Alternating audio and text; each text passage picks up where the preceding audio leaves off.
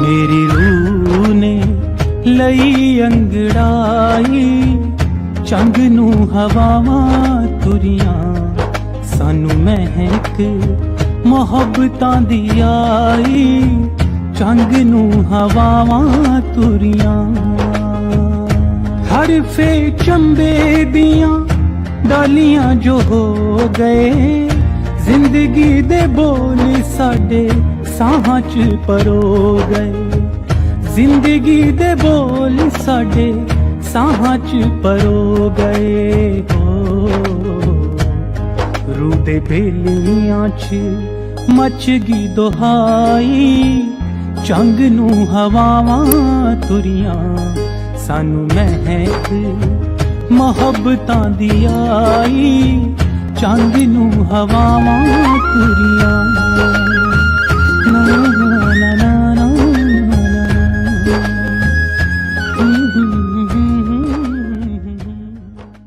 ਦੋਸਤੋ ਸਤਿ ਸ੍ਰੀ ਅਕਾਲ, ਨਮਸਕਾਰ, ਆਦਾਬ ਤੇ ਜੈ ਰੰਗਮੰਚ। ਪਿਆਰੇ ਦਰਸ਼ਕੋ, ਅੱਜ ਸਾਡੇ ਆਨਲਾਈਨ ਥੀਏਟਰ ਫੈਸਟੀਵਲ 38ਵੇਂ ਦਿਨ ਦੇ ਵਿੱਚ ਪ੍ਰਵੇਸ਼ ਕਰ ਗਿਆ। ਇਹ ਆਪਣੇ ਆਪ ਦੇ ਵਿੱਚ ਇੱਕ ਬਹੁਤ ਹੀ ਵੱਡੀ ਪ੍ਰਾਪਤੀ ਹੈ। ਜਿਹੜੀਆਂ ਚੀਜ਼ਾਂ ਸਾਨੂੰ ਸੁਪਨਾ ਲੱਗਦੀਆਂ ਸੀ, ਅੱਜ ਉਹ ਹਕੀਕਤ ਬਣ ਰਹੀਆਂ ਆਨਲਾਈਨ ਥੀਏਟਰ ਫੈਸਟੀਵਲ। ਪਿਆਰੇ ਦੋਸਤੋ, ਅੱਜ ਆਪਾਂ ਬਹੁਤ ਸਾਰੀਆਂ ਫੇਰ ਤੁਹਾਡੇ ਨਾਲ ਗੱਲਾਂ ਬਾਤਾਂ ਕਰਾਂਗੇ। ਦੋ ਸ਼ਖਸੀਅਤਾਂ ਨੂੰ ਵੀ ਤੁਹਾਡੇ ਨਾਲ ਮਿਲਾਉਣਾ ਹੈ। ਸੋ ਅੱਜ ਦੇ ਇਸੇ ਪ੍ਰੋਗਰਾਮ ਦੇ, ਜਿਵੇਂ ਕਿ ਆਪਾਂ ਹਰ ਰੋਜ਼ ਵਾਂਗੂ 4 ਭਾਗ ਹੁੰਦੇ ਨੇ। ਸਭ ਤੋਂ ਪਹਿਲੇ ਭਾਗ ਦੇ ਵਿੱਚ ਸੁਨਹਿਰੀ ਬੋਲ ਹੁੰਦੇ ਨੇ। ਕੋਈ ਵੱਡੀ ਸ਼ਖਸੀਅਤ ਸਾਨੂੰ ਆਸ਼ੀਰਵਾਦ ਵਜੋਂ ਕੁਝ ਸ਼ਬਦ ਸਾਡੇ ਨਾਲ ਸਾਂਝੇ ਕਰਦੀ ਹੈ। ਉਸ ਤੋਂ ਬਾਅਦ ਅਸੀਂ ਰੂਬਰੂ ਕਰਾਉਂਦੇ ਹਾਂ ਕਿਸੇ ਨੌਜਵਾਨ ਨਿਰਦੇਸ਼ਕ ਰੰਗਕਰਮੀ ਨੂੰ, ਜੋ ਇਸ ਟਾਈਮ ਕੰਮ ਕਰ ਰਿਹਾ। ਉਸ ਤੋਂ ਬਾਅਦ ਜਿਹੜਾ ਤੀਜਾ ਸੈਗਮੈਂਟ ਹੁੰਦਾ ਸਾਡਾ, ਉਸ ਦੇ ਵਿੱਚ ਅਸੀਂ ਪੇਸ਼ੇ ਨਜ਼ਰ ਉਸ ਰੰਗਕਰਮੀ ਦੀ ਜਿਹੜੀ ਕੋਈ ਰਚਨਾ, ਨਾਟਕੀ ਕ੍ਰਿਤ ਹੈ ਜਿਹੜੀ, ਉਸ ਦੀ ਅਸੀਂ ਪੇਸ਼ਕਾਰੀ ਦੇਖਦੇ ਹਾਂ। ਔਰ ਪੇਸ਼ਕਾਰੀ ਦੇਖਣ ਤੋਂ ਬਾਅਦ ਜਿਹੜਾ ਸਾਡਾ ਚੌਥਾ ਭਾਗ ਹੁੰਦਾ, ਚੌਥਾ ਸੈਗਮੈਂਟ ਹੈ, ਉਹਦੇ ਵਿੱਚ ਅਸੀਂ ਵਿਚਾਰ ਚਰਚਾ ਕਰਦੇ ਹਾਂ ਔਰ ਉਹਨਾਂ ਨਾਲ ਗੱਲਬਾਤ ਵੀ ਕਰਦੇ ਹਾਂ। ਪਿਆਰੇ ਦਰਸ਼ਕੋ, ਆਓ ਅੱਜ ਆਪਾਂ ਵਿਧੀ ਪੂਰਵਕ ਢੰਗ ਨਾਲ ਆਪਣੇ ਇਸ ਪ੍ਰੋਗਰਾਮ ਦਾ ਆਗਾਜ਼ ਕਰਦੇ ਹਾਂ। ਕਿਉਂਕਿ ਬੋਹੇਮਨ ਦੀ ਜਿਹੜੀ ਕਮਿਟਮੈਂਟ ਹੈਗੀ ਆ ਇਸ ਵੀ ਮੰਚ ਦੀ, ਇਹ ਪੂਰੀ ਤਰ੍ਹਾਂ ਰੰਗਮੰਚ ਨਾਲ ਹੈ, ਰੰਗਮੰਚ ਨਾਲ ਜੁੜੀ ਹੋਈ ਹੈ।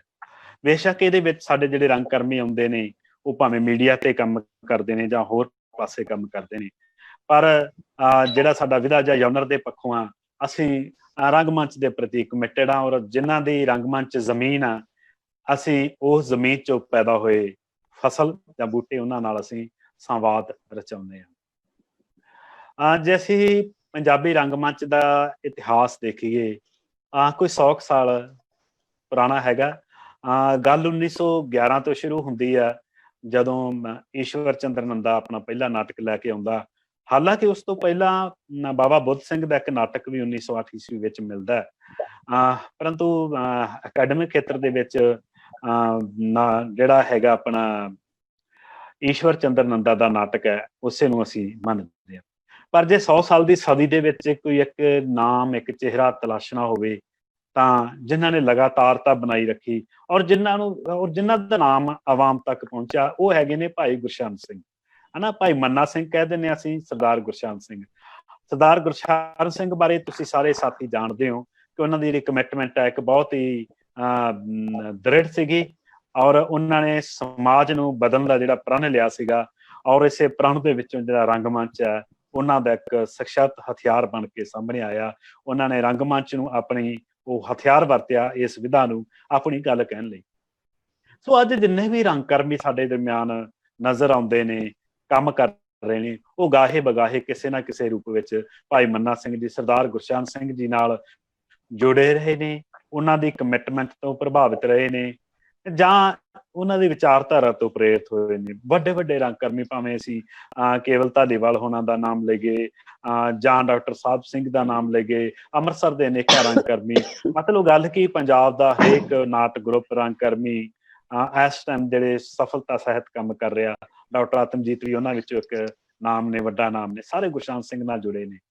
ਸੋ ਮੈਂ ਸਮਝਦਾ ਕਿ ਗੁਰਸ਼ਰਨ ਸਿੰਘ ਦਾ ਹੋਣਾ ਸਾਡੇ ਪੰਜਾਬੀ ਰੰਗਮੰਚ ਦੇ ਵਿੱਚ ਇੱਕ ਸੁਨਹਿਰੀ ਘਟਨਾ ਹੈ, ਔਰ ਇਹ ਚਿਰਾਂ ਤੱਕ ਸਾਡੇ ਚੇਤਿਆਂ ਦੇ ਵਿੱਚ ਵਸਿਆ ਰਹੂਗਾ। ਲੋਕ ਅੱਜ ਵੀ ਉਹਨਾਂ ਦੀ ਜਦੋਂ ਵੀ ਕਿਤੇ ਅਸੀਂ ਮਾਯੂਸ ਹੁੰਦੇ ਹਾਂ ਉਹਨਾਂ ਤੋਂ ਪ੍ਰੇਰਨਾ ਲੈਂਦੇ ਨੇ। ਤੇ ਅੱਜ ਅਸੀਂ ਜਿਹੜੇ ਇੱਕ ਸ਼ਖਸੀਅਤ ਨੂੰ ਤੁਹਾਡੇ ਸਾਹਮਣੇ ਮਿਲਾਉਣ ਜਾ ਰਹੇ ਹਾਂ, ਉਹਨਾਂ ਦਾ ਨਾਮ ਹੈਗਾ ਕੁਲਵਿੰਦਰ ਖਹਿਰਾ। ਕੈਨੇਡਾ ਦੇ ਵਿੱਚ ਟੋਰਾਂਟੋ ਸ਼ਹਿਰ ਦੇ ਵਿੱਚ ਵਸੇ ਹੋਏ ਨੇ ਸਾਡੇ ਸਾਥੀ। ਔਰ ਕੁਲਵਿੰਦਰ ਖਹਿਰਾ ਦਾ ਜਿਹੜਾ ਰੰਗਮੰਚ ਦਾ ਜਿਹੜਾ ਆਗਾਜ਼ ਹੁੰਦਾ ਉਹ ਵੀ ਬੜੇ ਇੱਕ ਨਾਟਕੀ ਤਰੀਕੇ ਨਾਲ ਹੁੰਦਾ ਹੈ। ਔਰ ਕਮਾਲ ਦੀ ਗੱਲ ਹੈ ਕਿ ਉਹ ਪਿਛਲੇ ਮਤਲਬ 1981 ਵਿੱਚ ਉਹ ਟੋਰਾਂਟੋ ਚਲੇ ਜਾਂਦੇ ਨੇ। 17 ਸਾਲ ਦੀ ਉਮਰ ਸੀ ਜਦੋਂ ਉਹ ਪੰਜਾਬ ਛੱਡ ਕੇ ਚਲੇ ਜਾਂਦੇ ਨੇ। ਜਲੰਧਰ ਦੇ ਨੇੜੇ ਉਹਨਾਂ ਦਾ ਆਪਣਾ ਪਿੰਡ ਹੈ। ਔਰ ਉਹ ਉਹਨਾਂ ਨੂੰ ਲਗਨ ਜਿਹੜੀ ਲੱਗੀ ਰੰਗਮੰਚ ਦੀ ਸਿਰਫ ਗੁਰਸ਼ਰਨ ਸਿੰਘ ਦੇ, ਭਾਈ ਮੰਨਾ ਸਿੰਘ ਦੇ ਨਾਟਕ ਵੇਖ ਵੇਖ ਕੇ ਲੱਗੀ। ਔਰ ਤੁਸੀਂ ਦੇਖੋ ਭਾਵੇਂ ਵਿਦੇਸ਼ਾਂ ਵਿੱਚ ਬੈਠੇ ਨੇ ਲੋਕ ਜਾਂ ਇੱਧਰ ਬੈਠੇ ਨੇ, ਕਿਸੇ ਨਾ ਕਿਸੇ ਰੂਪ ਵਿੱਚ ਗੁਰਸ਼ਰਨ ਸਿੰਘ ਜੀ ਨਾਲ ਕੰਮ ਕੀਤਾ ਜਾਂ ਉਹਨਾਂ ਦੀ ਵਿਚਾਰਧਾਰਾ ਤੋਂ ਪ੍ਰਭਾਵਿਤ ਨੇ। ਹੀਰਾ ਰੰਧਾਵਾ ਜੀ ਨੇ ਸਾਡੇ ਬਾਹਰ, ਹਨਾ, ਦਲਵਿੰਦਰ ਮਲਤਾਨੀ ਜੀ, ਨੇਕਾ ਰੰਕਰ ਵੀ ਬਾਹਰ ਵੀ ਬੈਠੇ ਨੇ।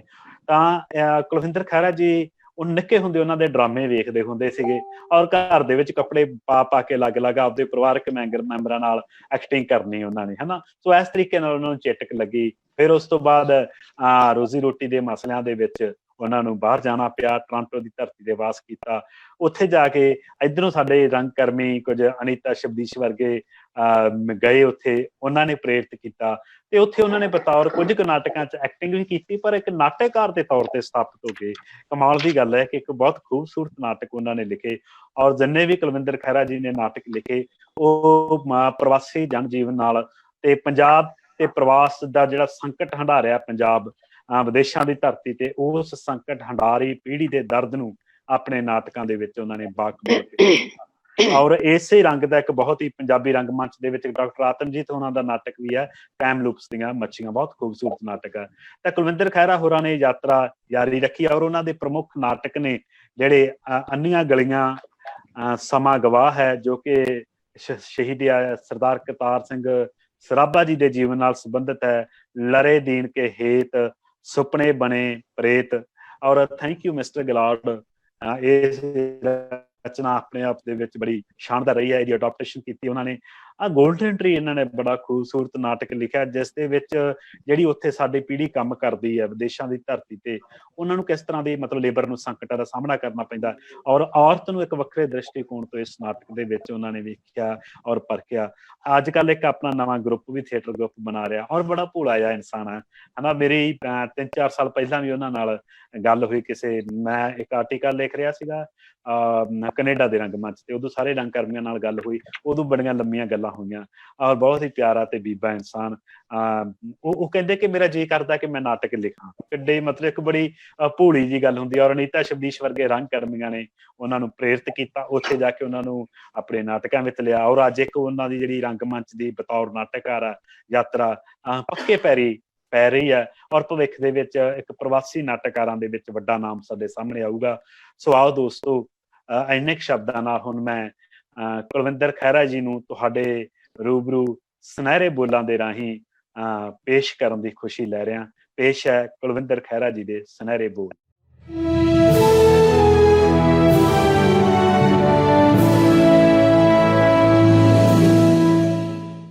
ਬੋਹੇਮੀਅਨਸ ਵੀ ਮੰਚ ਨਾਲ ਜੁੜੇ ਦੋਸਤੋ, ਆਦਾਬ। ਅੱਜ ਇਸ ਮੰਚ ਤੋਂ ਹਾਜ਼ਰੀ ਲਵਾ ਕੇ ਬੜੀ ਖੁਸ਼ੀ ਹੋ ਰਹੀ ਹੈ, ਕਿਉਂਕਿ ਜੋ ਪਿਛਲੀਆਂ ਪੇਸ਼ਕਾਰੀਆਂ ਮੈਂ ਵੇਖੀਆਂ ਨੇ ਵੀ ਮੰਚ ਦੀਆਂ, ਉਹਦੇ ਵਿੱਚ ਜਿੰਨੀਆਂ ਮਹਾਨ ਹਸਤੀਆਂ ਸਾਡੀਆਂ ਨਾਟਕ ਨਾਲ ਜੁੜੀਆਂ ਹੋਈਆਂ, ਭਾਵੇਂ ਉਹ ਨਾਟਕਕਾਰ ਹੋਣ, ਭਾਵੇਂ ਉਹ ਡਾਇਰੈਕਟਰ ਹੋਣ, ਭਾਵੇਂ ਉਹ ਕਲਾਕਾਰ ਹੋਣ, ਜੋ ਪੇਸ਼ ਹੋਈਆਂ ਨੇ, ਉਹਨਾਂ ਦੇ ਮੰਚ ਦੇ ਉੱਤੇ ਅੱਜ ਹਾਜ਼ਰੀ ਲਵਾ ਕੇ ਖੁਸ਼ੀ ਹੋਣੀ ਬੜੀ ਸੁਭਾਵਿਕ ਗੱਲ ਹੈ। ਖਾਸ ਕਰਕੇ ਜਦੋਂ ਤੁਸੀਂ ਆਪਣੇ ਦੇਸ਼ ਤੋਂ ਹਜ਼ਾਰਾਂ ਮੀਲ ਦੂਰ ਬੈਠੇ ਹੁੰਦੇ ਹੋ ਤੇ ਆਪਣੀ ਉਸ ਭਾਈਚਾਰੇ ਦੇ ਵਿੱਚ, ਆਪਣੀ ਧਰਤੀ ਤੇ ਹੋ ਰਹੇ ਕੰਮਾਂ ਦੇ ਵਿੱਚ ਨਾਲ ਜਦੋਂ ਤੁਸੀਂ ਜੁੜਦੇ ਹੋ ਤੇ ਤੁਹਾਨੂੰ ਲੱਗਦਾ ਕਿ ਤੁਸੀਂ ਮੁੜ ਕੇ ਫਿਰ ਦੇਸ਼ ਪਹੁੰਚ ਗਏ ਹੋ।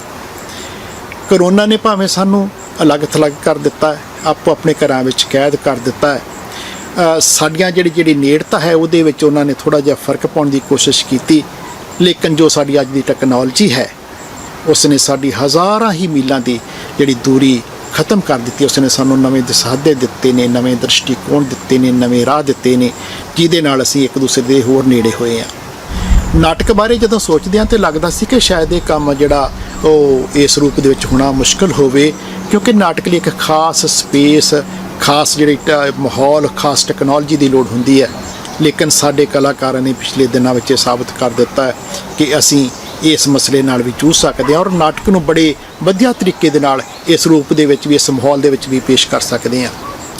ਜਿੰਨਾ ਟੀਮਾਂ ਦਾ ਕੰਮ ਮੈਨੂੰ ਵੇਖਣ ਦਾ ਮੌਕਾ ਮਿਲਦਾ ਰਿਹਾ, ਉਹਦੇ ਵਿੱਚ ਨੀਤਾ ਸਦੀਸ਼ ਉਹਨਾਂ ਦਾ ਕੰਮ ਬੜਾ ਕਮਾਲ ਦਾ ਸੀਗਾ, ਜਿਹਦੇ ਵਿੱਚ ਉਹਨਾਂ ਨੇ ਇੱਕ ਫਿਲਮ ਵੀ ਬਣਾਈ ਹੈ, ਜਿਹਦੇ ਵਿੱਚ ਦੁਨੀਆ ਦੇ ਵੱਖ-ਵੱਖ ਹਿੱਸਿਆਂ ਤੋਂ, ਵੱਖ-ਵੱਖ ਦੇਸ਼ਾਂ ਤੋਂ ਕਲਾਕਾਰਾਂ ਨੂੰ ਲੈ ਕੇ ਉਹਨਾਂ ਨੇ ਇੱਕ ਛੋਟੀ ਜਿਹੀ ਡਾਕੂਮੈਂਟਰੀ ਬਣਾਈ ਸੀ, ਜਿਹਦੇ ਵਿੱਚ ਗੁਰਪ੍ਰੀਤ ਭੰਗੂ ਜੀ ਹੋਰਾਂ ਦਾ ਬਹੁਤ ਅੱਛਾ ਰੋਲ ਸੀਗਾ। ਇਸੇ ਤਰ੍ਹਾਂ ਗੁਰਿੰਦਰ ਮਕਨਾ ਜੀ ਨੇ, ਸੁਵਿਧਾ ਦੁੱਗਲ ਹੈ, ਜਾਂ ਹਰਕੇਸ਼ ਚੌਧਰੀ ਹੋਣੀ ਮੁੱਲਾਂਪੁਰ ਤੋਂ ਨੇ, ਜਾਂ ਕੇਵਲ ਧਾਲੀਵਾਲ ਹੈ, ਉਹਨਾਂ ਦਾ ਕੰਮ ਦੇਖਣ ਦਾ ਮੌਕਾ ਮਿਲਦਾ ਰਿਹਾ ਹੈ। ਲੇਕਿਨ ਜਦੋਂ ਬੋਹੇਮੀਅਨਜ਼ ਨਾਲ ਜੁੜਿਆ ਮੈਂ ਤੇ ਇਹਨਾਂ ਦੇ ਪ੍ਰੋਗਰਾਮ ਦੇਖਣੇ, ਤੇ ਮੈਨੂੰ ਹੈਰਾਨੀ ਹੋਈ ਹੈ ਕਿ ਮੇਰੀ ਕਲਪਨਾ ਤੋਂ ਕਿਤੇ ਵੱਧ ਜਿਹੜਾ ਕੰਮ ਹੈ ਪੰਜਾਬੀ ਨਾਟਕ ਦੇ ਵਿੱਚ, ਇਸ ਮਾਹੌਲ ਦੇ ਵਿੱਚ, ਇਸ ਦਹਿਸ਼ਤ ਦੇ ਮਾਹੌਲ ਦੇ ਵਿੱਚ ਵੀ ਹੋ ਰਿਹਾ, ਔਰ ਕਲਾਕਾਰ ਆਪੋ ਆਪਣੇ ਪੱਧਰ ਦੇ ਉੱਤੇ, ਆਪੋ ਆਪਣੇ ਘਰਾਂ ਦੇ ਵਿੱਚੋਂ ਇਸ ਨਾਟਕ ਨੂੰ ਜ਼ਿੰਦਾ ਰੱਖਣ ਦੀ ਜਿਹੜੀ ਉਹ ਕੋਸ਼ਿਸ਼ ਕਰ ਰਹੇ ਨੇ। ਮੈਂ ਸਮਝਦਾ ਕਿ ਨਾਟਕ ਹਮੇਸ਼ਾ ਹੀ ਜ਼ਿੰਦਗੀ ਨਾਲ ਜੂਝਣ ਦੀ ਗੱਲ ਕਰਦਾ ਰਿਹਾ ਹੈ। ਉਹ ਗੁਰਸ਼ਰਨ ਭਾਜੀ ਦੀ ਮਿਸਾਲ ਸਾਡੇ ਸਾਹਮਣੇ ਬੜੀ ਵੱਡੀ ਹੈ, ਜਿੱਥੇ ਉਹਨਾਂ ਨੇ ਪਿੰਡ-ਪਿੰਡ ਜਾ ਕੇ ਪਹਿਲਾਂ ਨਾਟਕ ਕਰਕੇ ਲੋਕਾਂ ਦੇ ਦਿਲਾਂ ਵਿੱਚ ਘਰ ਕੀਤਾ। ਉੱਥੇ ਜਦੋਂ ਪੰਜਾਬ ਵਿੱਚ ਦਹਿਸ਼ਤ ਦਾ ਮਾਹੌਲ ਪੈਦਾ ਹੋ ਗਿਆ ਸੀ, ਤੇ ਉਦੋਂ ਉਹਨਾਂ ਨੇ ਟੀਵੀ ਰਾਹੀਂ ਭਾਈ ਮੰਨਾ ਸਿੰਘ ਦੇ ਰੂਪ ਦੇ ਵਿੱਚ ਜਿਹੜਾ ਸੀ ਲੋਕਾਂ ਦੀਆਂ ਮੁਸ਼ਕਲਾਂ ਨੂੰ ਉਜਾਗਰ ਕਰਕੇ, ਪੇਸ਼ ਕਰਕੇ, ਉਹ ਭਾਜੀ ਅੱਜ ਵੀ ਲੋਕਾਂ ਦੇ ਮਨਾਂ ਦੇ ਵਿੱਚ ਭਾਈ ਮੰਨਾ ਸਿੰਘ ਦੇ ਨਾਂ ਨਾਲ ਅੱਜ ਵੀ ਜੀਂਦੇ ਨੇ, ਅੱਜ ਵੀ ਸਾਡੇ ਨਾਲ ਵਿਚਰ ਰਹੇ ਨੇ। ਇਸੇ ਤਰ੍ਹਾਂ ਹੀ ਅਜਮੇਰ ਔਲਖ ਹੋਣੀ, ਜਿਹੜਾ ਮਾਲਵੇ ਦੇ ਖੇਤਰ ਦੇ ਵਿੱਚ ਉਹਨਾਂ ਦਾ ਬੜਾ ਵੱਡਾ ਇੱਕ ਜਿਹੜਾ ਸੀਗਾ ਉਹਨਾਂ ਦਾ ਕਰਮ ਭੂਮੀ ਸੀ, ਉਹਦੇ ਵਿੱਚ ਉਹਨਾਂ ਦਾ ਇੱਕ ਅੱਜ ਵੀ ਬਹੁਤ ਵੱਡੀ ਪਛਾਣ ਹੈ। ਸਾਹਿਤਕ ਹਲਕਿਆਂ ਵਿੱਚ ਉਹਨਾਂ ਦੀ ਪਛਾਣ ਹੋਣੀ ਤੇ ਬੜੀ ਕੁਦਰਤੀ ਸੀ, ਲੇਕਿਨ ਆਮ ਲੋਕਾਂ ਦੇ ਵਿੱਚ ਵੀ ਉਹਨਾਂ ਦੀ ਪਛਾਣ ਬਣਨੀ ਇੱਕ ਜਿਹੜੀ ਇਸ ਗੱਲ ਦੀ ਗਵਾਹੀ ਭਰਦੀ ਹੈ ਕਿ ਨਾਟਕ ਹਮੇਸ਼ਾ ਹੀ ਜ਼ਿੰਦਗੀ ਦੀ ਗੱਲ ਕਰਦਾ ਤੇ ਜ਼ਿੰਦਗੀ ਨਾਲ ਜੂਝਣ ਦਾ ਸਾਨੂੰ ਸੁਨੇਹਾ ਦਿੰਦਾ ਹੈ। ਸ਼ਾਇਦ ਇਹੋ ਹੀ ਕਾਰਨ ਹੈ ਕਿ ਅੱਜ ਦੇ ਦੌਰ ਦੇ ਵਿੱਚ ਵੀ, ਇਹੋ ਜਿਹੇ ਦਹਿਸ਼ਤ ਭਰੇ ਦੌਰ ਦੇ ਵਿੱਚ ਵੀ, ਜਿਹੜੇ ਸਾਡੇ ਕਲਾਕਾਰ ਨੇ ਨਾਟਕ ਨਾਲ ਜੁੜੇ ਹੋਏ, ਜਿਵੇਂ ਬੋਹੇਮੀਅਨਜ਼ ਦੇ ਵਿੱਚ ਪੇਸ਼ ਹੋਣ ਵਾਲੀਆਂ ਪੇਸ਼ਕਾਰੀਆਂ ਤੋਂ ਸਬੂਤ ਮਿਲਦਾ ਹੈ ਕਿ ਉਹ ਅੱਜ ਦੇ ਦੌਰ ਵਿੱਚ ਵੀ ਸਾਨੂੰ ਜੂਝਣ ਦਾ ਜਿਹੜਾ ਸੁਨੇਹਾ ਦੇ ਰਹੇ ਨੇ।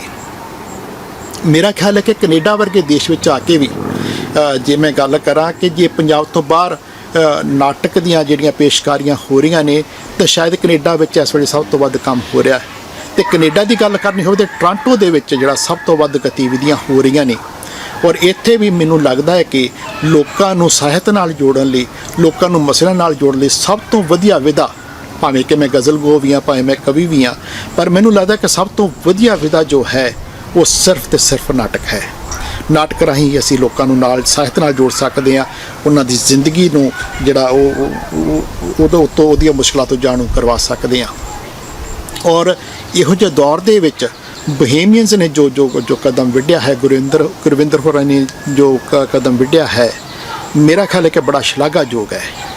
ਇਹਦੇ ਵਿੱਚ ਦੁਨੀਆ ਦੇ ਵੱਖ-ਵੱਖ ਕਲਾਕਾਰਾਂ ਨੂੰ, ਅਦਾਕਾਰਾਂ ਨੂੰ, ਆਪਣੇ ਰਾਈਟਰਾਂ ਨੂੰ ਲੈ ਕੇ ਜਿਹੜਾ ਗੱਲਬਾਤ ਕਰਨੀ, ਉਹਦੇ ਨਾਲ ਜਿਹੜਾ ਸਾਡਾ ਇੱਕ ਸਾਂਝ ਵੱਧਦੀ ਹੈ ਦੁਨੀਆ ਦੀ। ਉਹਦੇ ਵਿੱਚ ਅਸੀਂ ਇੱਕ ਦੂਸਰੇ ਦੇ ਹੋਰ ਨੇੜੇ ਹੁੰਦੇ ਹਾਂ, ਇੱਕ ਦੂਸਰੇ ਨੂੰ ਹੋਰ ਜਾਣਨ ਦਾ ਸਾਨੂੰ ਮੌਕਾ ਮਿਲਦਾ ਹੈ। ਔਰ ਇਹਦੇ ਨਾਲ ਇੱਕ ਜਿਹੜੀ ਬਹੁਤ ਇੱਕ ਖੂਬਸੂਰਤ ਜਿਹੜੀ ਗੱਲ ਹੋਣੀ ਹੈ ਕਿ ਇਹਦੇ ਨਾਲ ਇੱਕ ਖੂਬਸੂਰਤ ਗੁਲਦਸਤਾ ਤਿਆਰ ਹੋ ਰਿਹਾ ਹੈ, ਜਿਹਦੇ ਵਿੱਚ ਸਾਡੇ ਡਾਕੂਮੈਂਟ ਹੋ ਰਿਹਾ ਨਾ ਸਾਡਾ ਅੱਜ ਦਾ ਜੋ ਕੰਮ ਹੈ।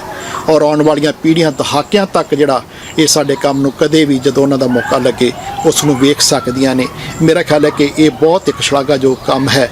ਭਾਵੇਂ ਇਹ ਕੰਮ ਇਹਨਾਂ ਨੇ ਕੁਛ ਇੱਕ ਜਿਹੜਾ ਦਿਨਾਂ ਦੇ ਲਈ ਜਿਹੜਾ ਮਿਥ ਕੇ ਤੋਰਿਆ ਸੀਗਾ, ਲੇਕਿਨ ਜੋ 34-35 ਇਹਨਾਂ ਦੇ ਐਪੀਸੋਡ ਹੋ ਚੁੱਕੇ ਨੇ, ਉਹ ਇਸ ਗੱਲ ਦੀ ਗਵਾਹੀ ਭਰਦੇ ਨੇ ਕਿ ਇਹ ਜਿਹੜਾ ਕੰਮ ਹੈ, ਇਹ ਜਿਹੜਾ ਸਾਡੇ ਬੜੇ ਵੱਡੇ ਪੱਧਰ ਤੇ ਹੋ ਰਿਹਾ, ਔਰ ਇਸ ਨੂੰ ਇੰਨੇ ਹੀ ਵੱਡੇ ਪੱਧਰ ਦੇ ਉੱਤੇ ਅੱਗੇ ਲਿਆਉਣ ਦੀ ਜ਼ਰੂਰਤ ਹੈ। ਸ਼ਾਲਾ ਇਹ ਜਿਹੜਾ ਸਾਡੇ ਪ੍ਰੋਗਰਾਮ ਨੇ ਇਹਨਾਂ ਵੀ ਮੰਚ ਦੇ, ਇਹ ਲਗਾਤਾਰ ਜਿਹੜਾ ਹੋਰ ਲੰਮੇ ਚੱਲਦੇ ਰਹਿਣ, ਔਰ ਸਾਡਾ ਜਿਹੜਾ ਹੋਰ ਖਜ਼ਾਨਾ ਹੈ ਉਹ ਸਾਡੇ ਦਰਸ਼ਕਾਂ ਦੇ ਸਾਹਮਣੇ ਆਵੇ। ਸਾਡੇ ਜਿਹੜੇ ਹੋਰ ਲੋਕ ਨੇ, ਸਾਡੇ ਹੋਰ ਪੰਜਾਬੀ ਨੇ, ਉਹ ਪੰਜਾਬੀ ਸਾਹਿਤ ਨਾਲ, ਪੰਜਾਬੀ ਨਾਟਕ ਨਾਲ ਜੁੜਨ। ਅੱਜ ਦੇ ਪ੍ਰੋਗਰਾਮ ਵਿੱਚ ਰਵਨੀਤ ਜੀ ਪੇਸ਼ ਹੋ ਰਹੇ ਨੇ, ਮੈਂ ਉਹਨਾਂ ਲਈ ਜਿੱਥੇ ਸ਼ੁਭਕਾਮਨਾਵਾਂ ਕਰਦਾ ਹਾਂ, ਉੱਥੇ ਇਸ ਦੇ ਨਾਲ ਹੀ ਮੈਂ ਸ਼ੁਭਕਾਮਨਾਵਾਂ ਕਰਦਾ ਹਾਂ ਕਿ ਜਿਹੜਾ ਵੀ ਮੰਚ ਹੈ ਇਹ ਲੰਮੇ ਸਮੇਂ ਤੱਕ ਇਵੇਂ ਹੀ ਚੱਲਦਾ ਰਹੇ, ਇਸ ਦੇ ਨਾਲ ਨਵੇਂ ਕਲਾਕਾਰ ਜੁੜਦੇ ਰਹਿਣ ਤੇ ਪੰਜਾਬੀ ਨਾਟਕ ਦਾ ਜਿਹੜਾ ਵਿਹੜਾ ਹੈ ਹੋਰ ਵੀ ਮੋਕਲਾ ਹੁੰਦਾ ਰਹੇ। ਧੰਨਵਾਦ।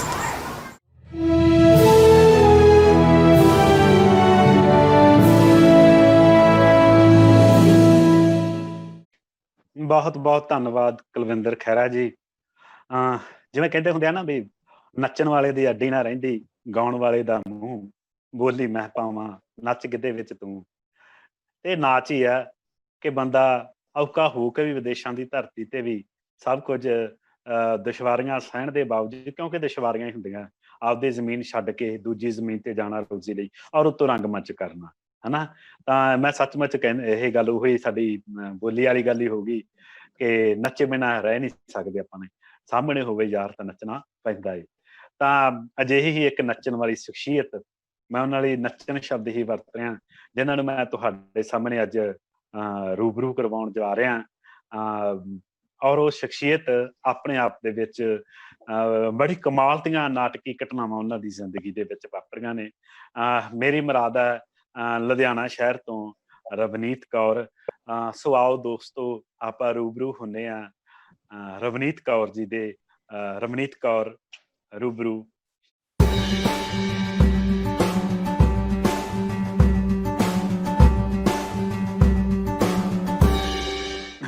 ਸਵਾਗਤ ਹੈ ਰਵਨੀਤ ਕੌਰ ਜੀ। ਜੀ ਆਇਆਂ ਨੂੰ ਆਖਦੇ ਅਸੀਂ ਮੁਹਿੰਮਣ ਵੱਲੋਂ, ਵੀ ਮੰਚ ਵੱਲੋਂ।